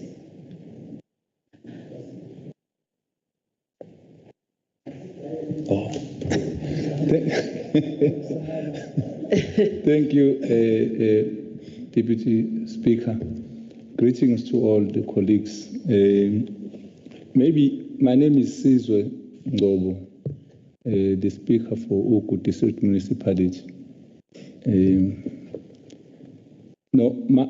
It might not be a question, but it's just comments.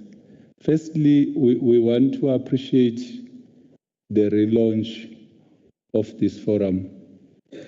It was assisting before, as the speaker was alluded to say we had this forum before. It really assisted some of us who were there by that time.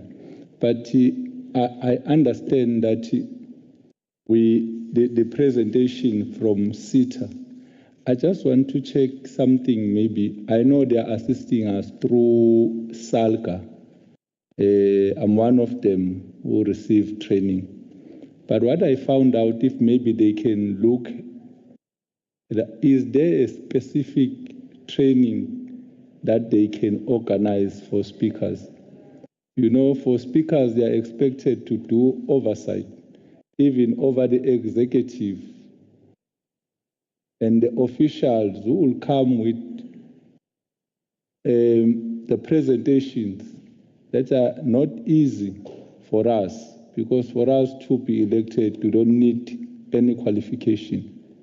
But it is a problem when we see the speaker that is sharing over very difficult presentation.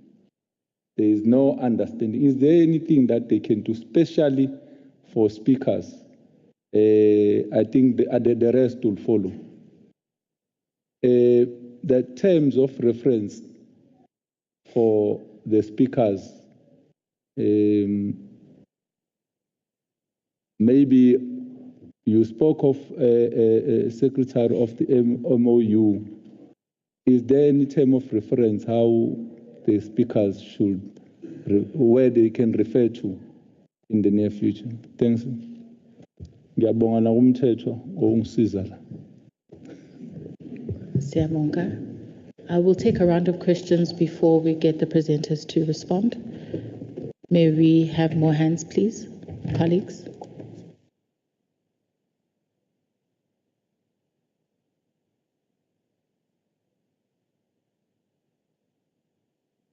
Even any comments if there are no other questions.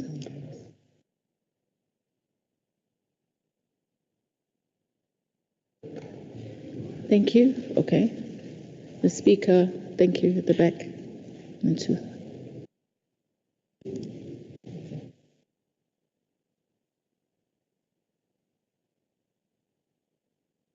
Can they please get some assistance?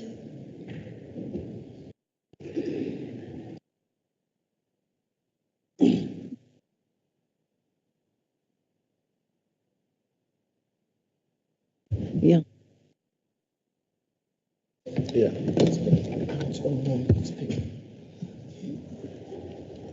Thank you very much for allowing me to speak and comment. I have a comment, but let me greet all protocols observed.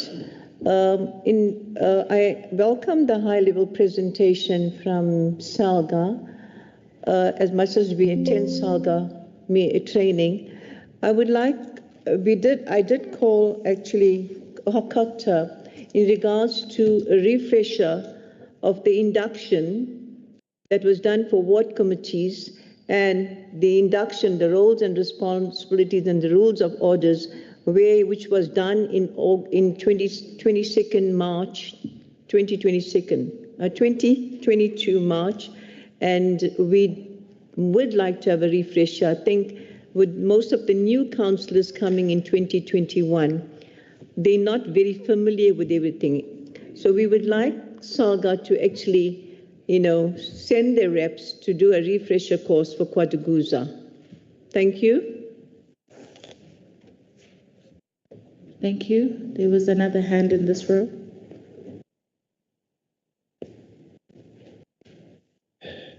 Thanks a lot for the opportunity. There's only one question. I'm not sure that it's going to be a question or a comment, but it's regarding the empowerment or training of councillors in municipalities. We are rural municipalities, but we've never had an opportunity where I know that SALGA has presented and said they have these post qualifications that where they are helping our councillors. We see a fist in our municipalities because I'm the speaker from Umzu municipality. So I don't think I have a councillor that has been trained or got any qualification assisted by SALGA. Can we also be included and be assisted? Because we do have young councillors that need to be empowered. We do not want them to end up being councillors because that's what cause infights and infighting towards my local government elections and appointment of councillors. And find good councillors are only depending on this, but they are too young.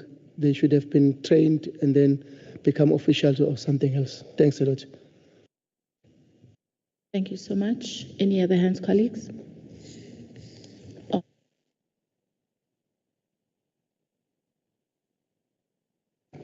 Thank you very much, Deputy Speaker. Greetings to you, greetings to the Speaker.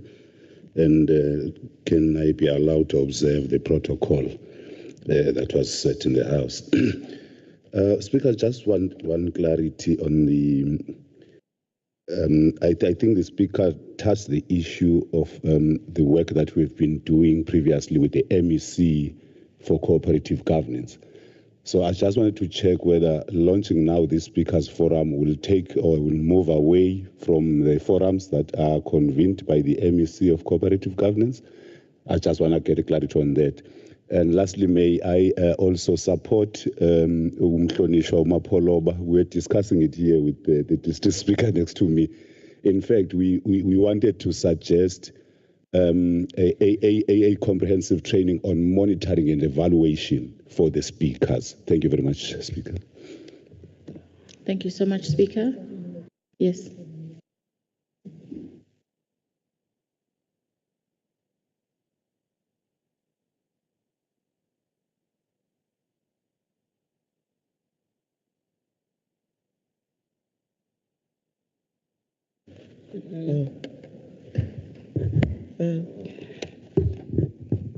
Thank you, Honorable Deputy Speaker, the Speaker, the Honorable members of Legislature, the PEC, the officials present.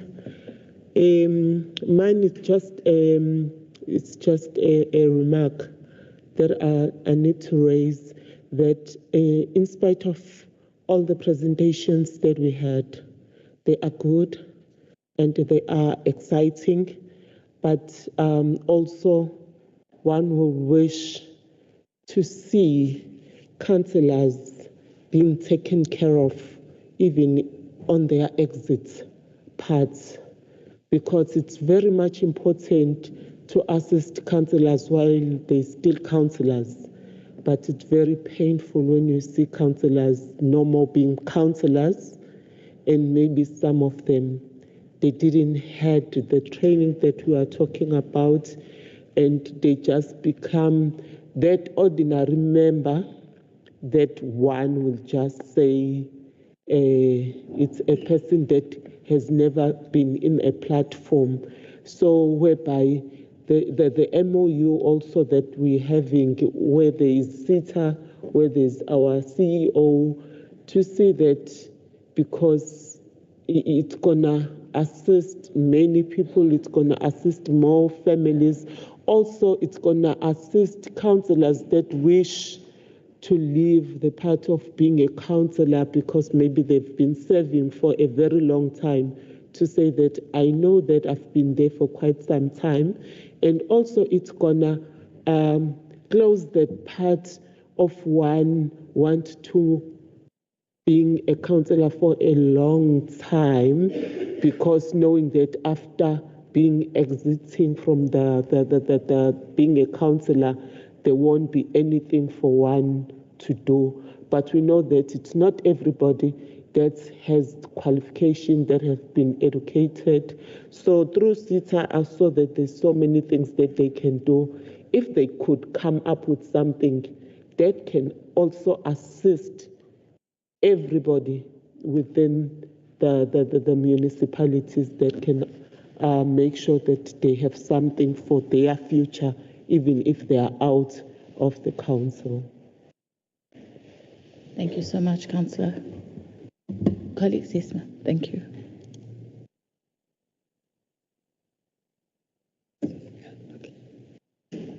Thank you, Program Director, Deputy Speaker.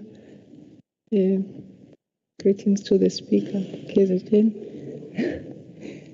the Secretary for Parliament, the staff from the Speaker's Office, the Chairperson of SALGA, Nyamazan, Kosesizwe, Deputy Chairperson, and other Deputy Chairpersons of SALGA PEC, members of PEC, the speakers from all municipalities, the SALGA official CEO, all the officials from SALGA.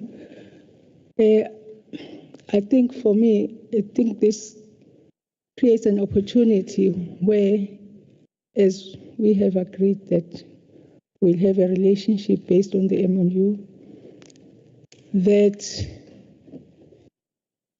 perhaps, let me talk to me, there might be people who have a similar feeling like I do, and that it could assist to have an assessment of the current level of competency that we as speakers have in relation to the legislated mandates what we're supposed to do so that we can have a desired impact.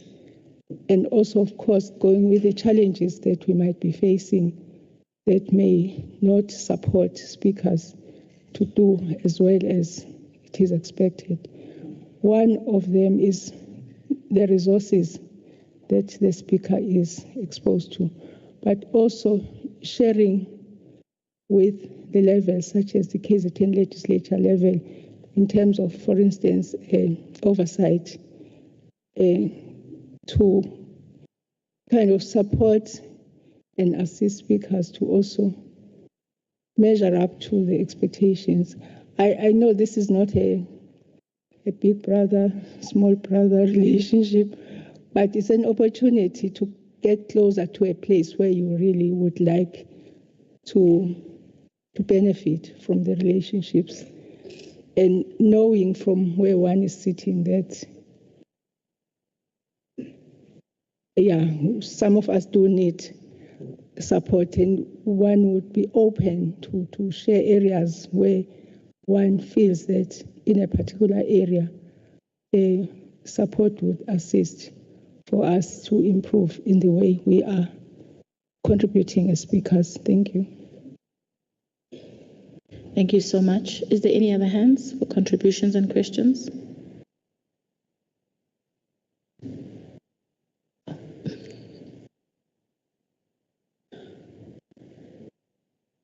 Thank you so much, colleagues. I will then give it back to the presenters, starting with Mr. Mlife, then Mr. Mbanga, and then ending with Ms. Naidu, and then I will also hand over to the speaker as well. Thank you so much.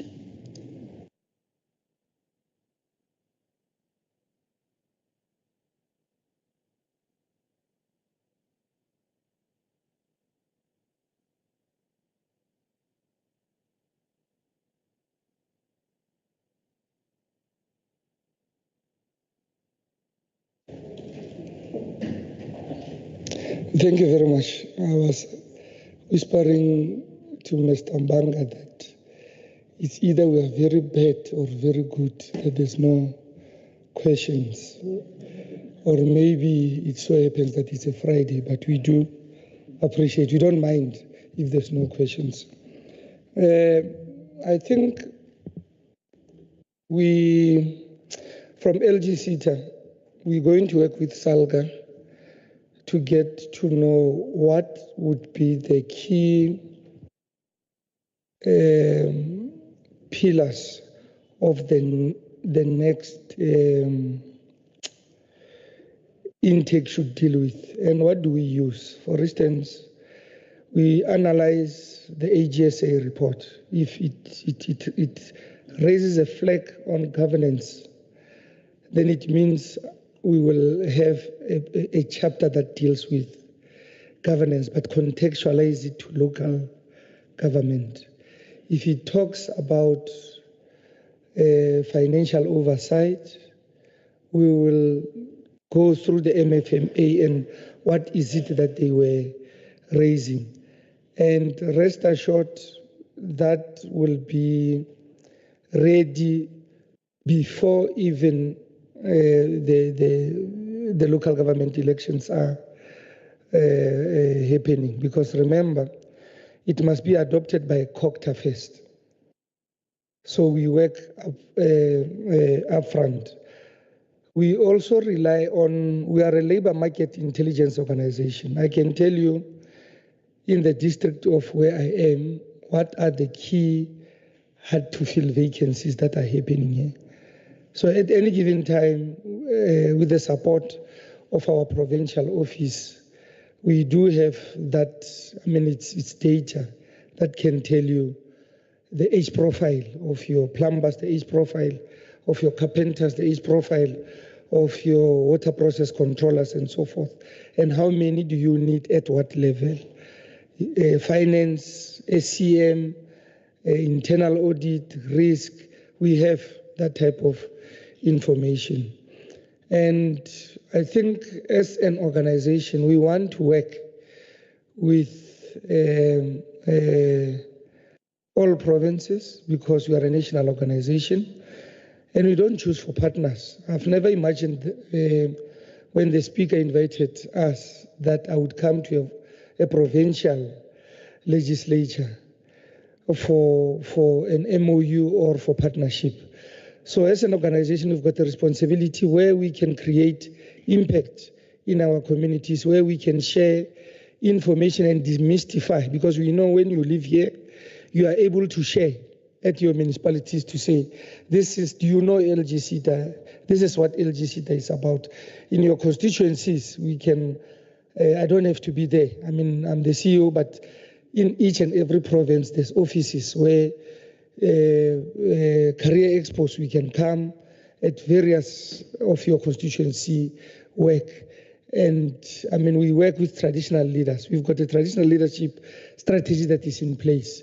So, I mean, we are just waiting for you to invite us to bring LGCTA at the corner of your world. I mean, this organization is meant to be an organization that gives hope to those that are hopeless. So, at any given, I mean, I think our details are there in the platform, and I mean, when we leave here, we'll share the details of the marketing and communication, the details of our provincial offices where you can be able to meet with the relevant officials we can share.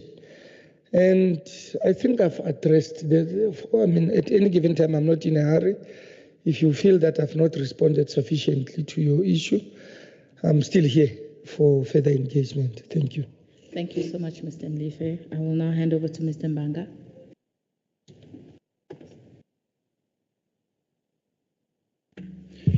Thank you very much, Program Director.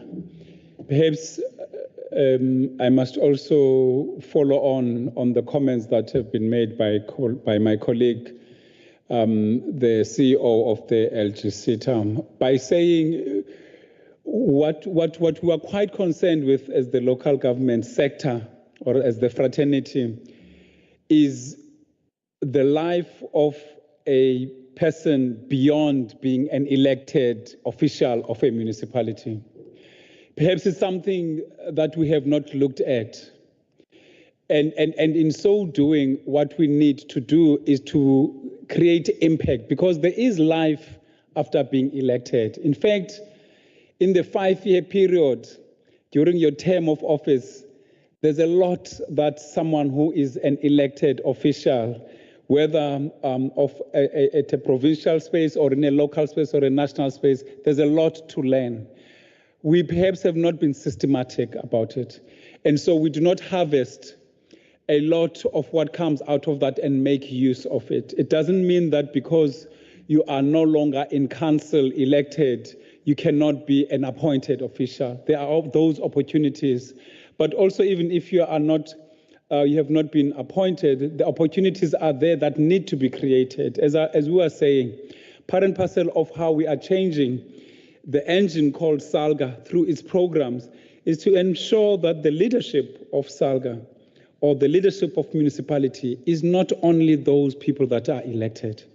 So once you are no longer elected, it doesn't mean you are not of value to the institution that is the municipality. And that's something that we are going to have to work on. Secondly, and this is now my own personal wish, it's a dream, Speaker, that local government gets to be given the opportunity to train people before they become councillors. Because when on the day you walk into a council, there's no longer time to train you. But unfortunately, the design of our system is such that it enables one to become a councillor only if they have been. So there's this only if. What about if one has an ambition before they are elected? Will that be something that is permissible so that we create an opportunity or a course? I want to be a mayor one day. Mayor ngifuna ukususa esikhundleni sakho. You know, and I get to go through a process, I get to be trained, to be made to understand what is an IDP. How should it work? How should it not work? What are the legislative requirements of being a councillor? And small things like, how do you handle yourself if you're a public leader? How do you get to be experienced by society? These are things that we get to take. What is the decorum of being a councillor? Because we've seen and experienced a situation where people disrespect the decorum of being a public official. Because unfortunately, once you are a public official, you are no longer Sitho Lembang. You are representing that institution that has employed you to represent it. So you can no longer say, I'm writing this article in my personal capacity. You cease to be in personal capacity. You become that particular representative. I think, though, what we are doing is we are making that promise, CEO, that's something that we will look at, but also not just look at and ensure that it happens. So beyond being a councillor, what happens? And before you become a councillor and when you are a councillor, and segment it in that particular way. We do thank you, Speaker. We really appreciate the initiative of re-engineering the forum. I'm hoping that in the process, the various provinces will be exchanging notes between themselves, the various speakers across the 9 provinces, but as well as the various speakers across the 257 municipalities ought to make it their responsibility. In fact, being a speaker, as far as I'm concerned, is quite huge. In BRICS, there are BRICS speakers. In Europe, the African Union, they also have this. So there's a huge amount of work that still has to be done beyond what we are doing in our small spaces that are municipalities. Thank you very much for the invitation, and I hope that I'm speaking on behalf of my leadership as well. Thanks very much. Thank you so much, Mr. Mbanga. I will now hand over to Unobhala Narusha to respond to any of the questions put forward.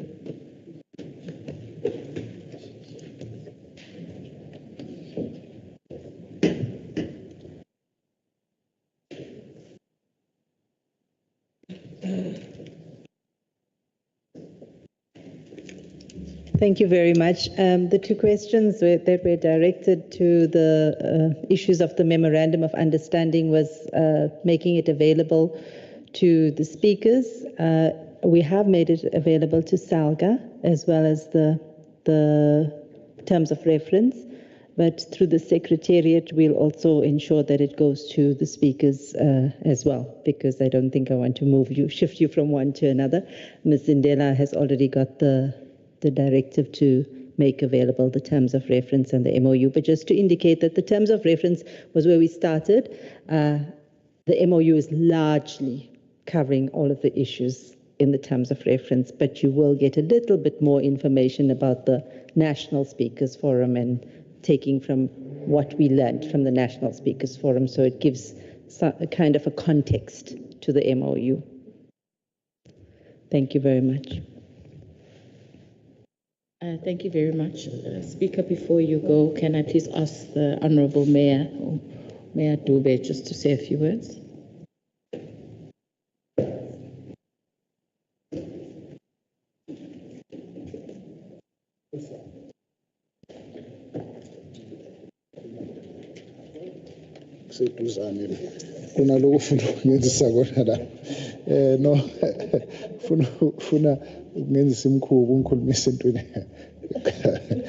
No, thanks, Program Director.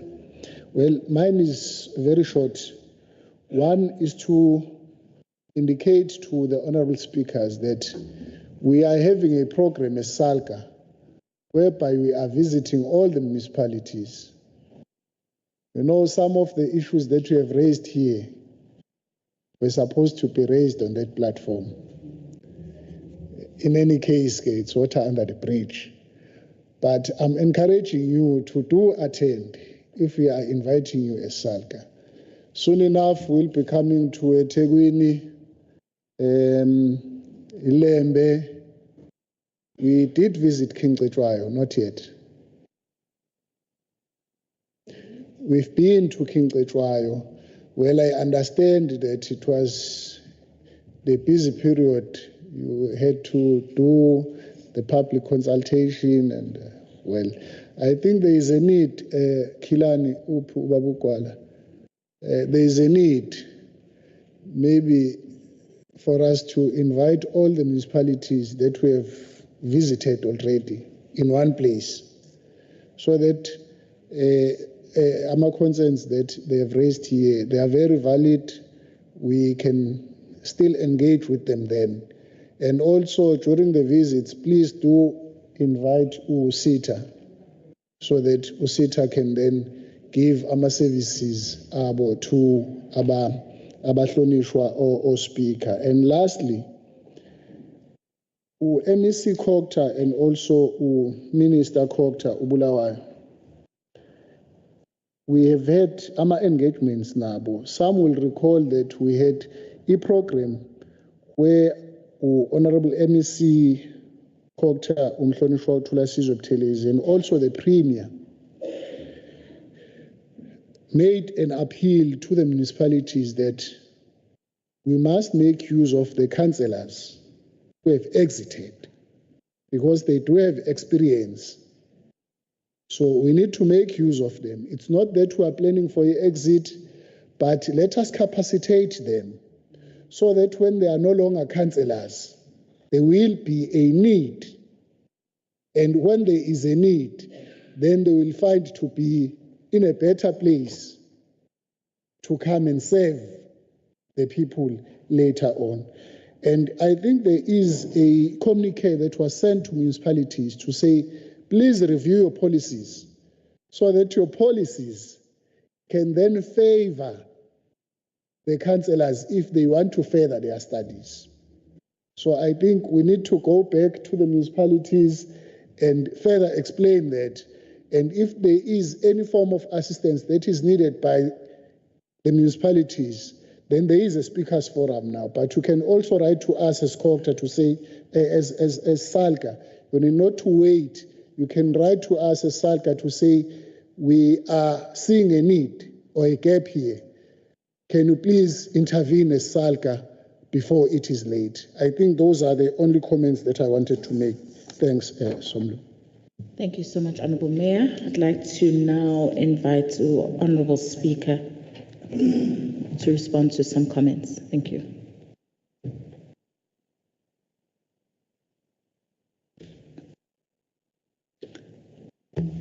Thank you, Jess. No, I will start on what was said by the CEO of SALGA as his parting shot on what should be done prior. I believe that as we roll out these engagements, we have to come up, of course, with programs. And amongst that, there should be programs that would be substantively aimed at building the local government, but also not just the local government, but what we call participatory democracy.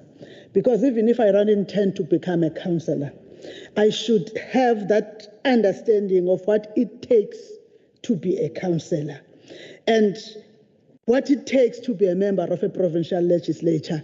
In essence, what it takes to be all of us as public representatives, because sometimes we get lost in the spheres and forget that you have taken a job when you are at home. You think you've taken a job and you realize that it's not a job, which is why many people would be ejected by the local government sphere, because it's not a job. It's a call to serve. And then you have taken a path of servanthood, which is the same at the level of the province and national, that we are public representatives. Before anything else, when someone is referring to a member of a provincial legislature and a member of a council first, they should be able to say, I'm referring to someone who's representing me, regardless of the sphere. So we're hoping that we'll deal with that. But already at our own level, myself and the Deputy Speaker, as part of our Speaker's Social Responsibility Program, we are doing something that we are mostly doing with the youth. And sometimes we go and reach out, civic education, where we sit down and speak about the Constitution. Because when you speak about the Constitution and say, we the people of South Africa, there would come issues of representativity. there would come issues of service, but there would come issues of accountability and issues of ethics. And when you are taking those as a young person, probably you may not thinking about them in terms of being a councillor or an MPL, but in essence, they start that consciousness, they build the consciousness of the young people, because most of the problems that you find with us is the lack of consciousness. The space we are in, we are not living in it consciously and continuously. So I think it's something that we would discuss when we are sitting in the first meeting. Now, there's a question that was asked about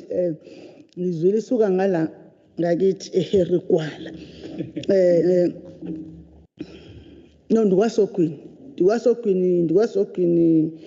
mapholoba kodwa isuka ngakithi eHerigwala ngoba when I'm here eZululand ingakithi eZululand ingakithi emajuba ingakithi ethukela manje suka the issue of the clarity about what becomes of the speakers forum by the MEC angisazi angeni. Remember, the MEC oversees you and you have forums of oversight. The same way that the legislature oversees government departments and have such forums. This forum is different because it's based on collegiability first. It's a meeting of equals where we share and not account, where we benchmark and not account once more, where we learn. Even when someone is not sharing, you learn. And it's not about you saying that I'm coming here to report. Yes, there is accountability in terms of what we agree of and what we require to be the minimum standard that must be kept by a speaker and a public representative. Because remember, speakers also deal with public participation. How do we ensure that there is meaningful involvement? Now, these are things that we speak. Of course, I know that the issues of the welfare are not directed to me, are directed to SALGA. But and capacity is also directed to them and the SITA. But you know, this is personal. Let's also learn to speak painful truths to our colleagues in councils. I was a councillor for 3 years. I did not take pension because it's voluntary. What did that mean when I left council? But what does it mean to a person who in 5 years did not take pension?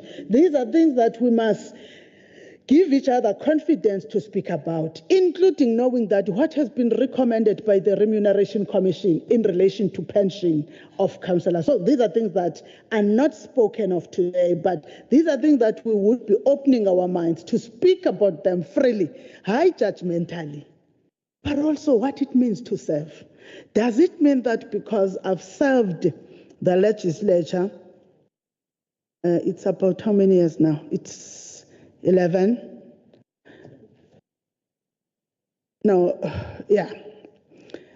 Does it mean that the organization that sent me owes me? The people that I served owe me? Isn't it the other way around that even when I'm out of office, I still owe my being and should uphold, not now, the office I'm occupying, but what is known as public representation? I should uphold certain standards that relate to them. We will have those discussions, and we will also continue to have the engagements, Deputy Chair, with SALGA on areas of ethics, broadly and narrowly. What do we think is ethics, and the dilemmas that we get faced with in our line of doing work? Otherwise, I think that's what I was here to clarify. I can see then that I'm being ambushed.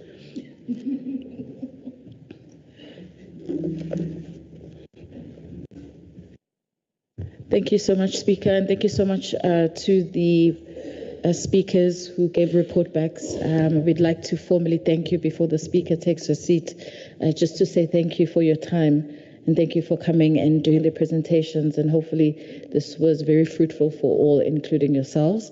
We'd like to give you just a small token of our appreciation from the KwaZulu-Natal speakership to yourselves. I don't know if you can come forward to receive. Thank you. Sacela laba bafotayo usho lo speaker baza ngaphambili. Uyathanda ukufota uspeaker. After what the speaker said, do you still accept?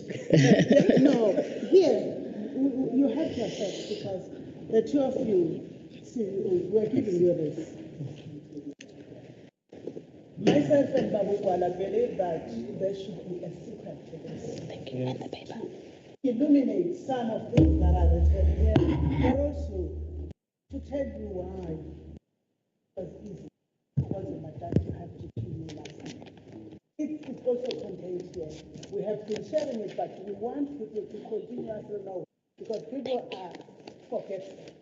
And we want to say thank you for coming with us. Thank you. Maybe you will also assist with that. Okay, thanks very much. Thank you so much. Can we please give them a round of applause?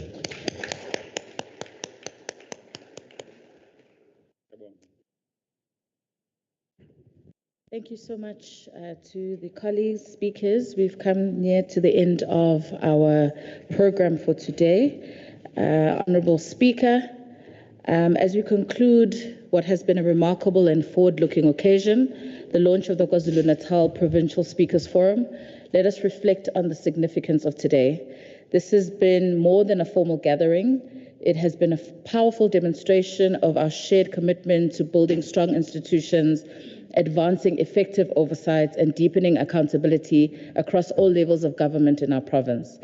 To the speakers from municipalities across KwaZulu-Natal, I want to sincerely thank you. Your participation, your insight, and your presence here today confirm that we are ready to walk this journey together.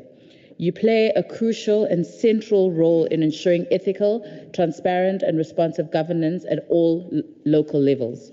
This forum will serve as a space for you to engage, learn, collaborate, and support one another in that critical and crucial responsibility.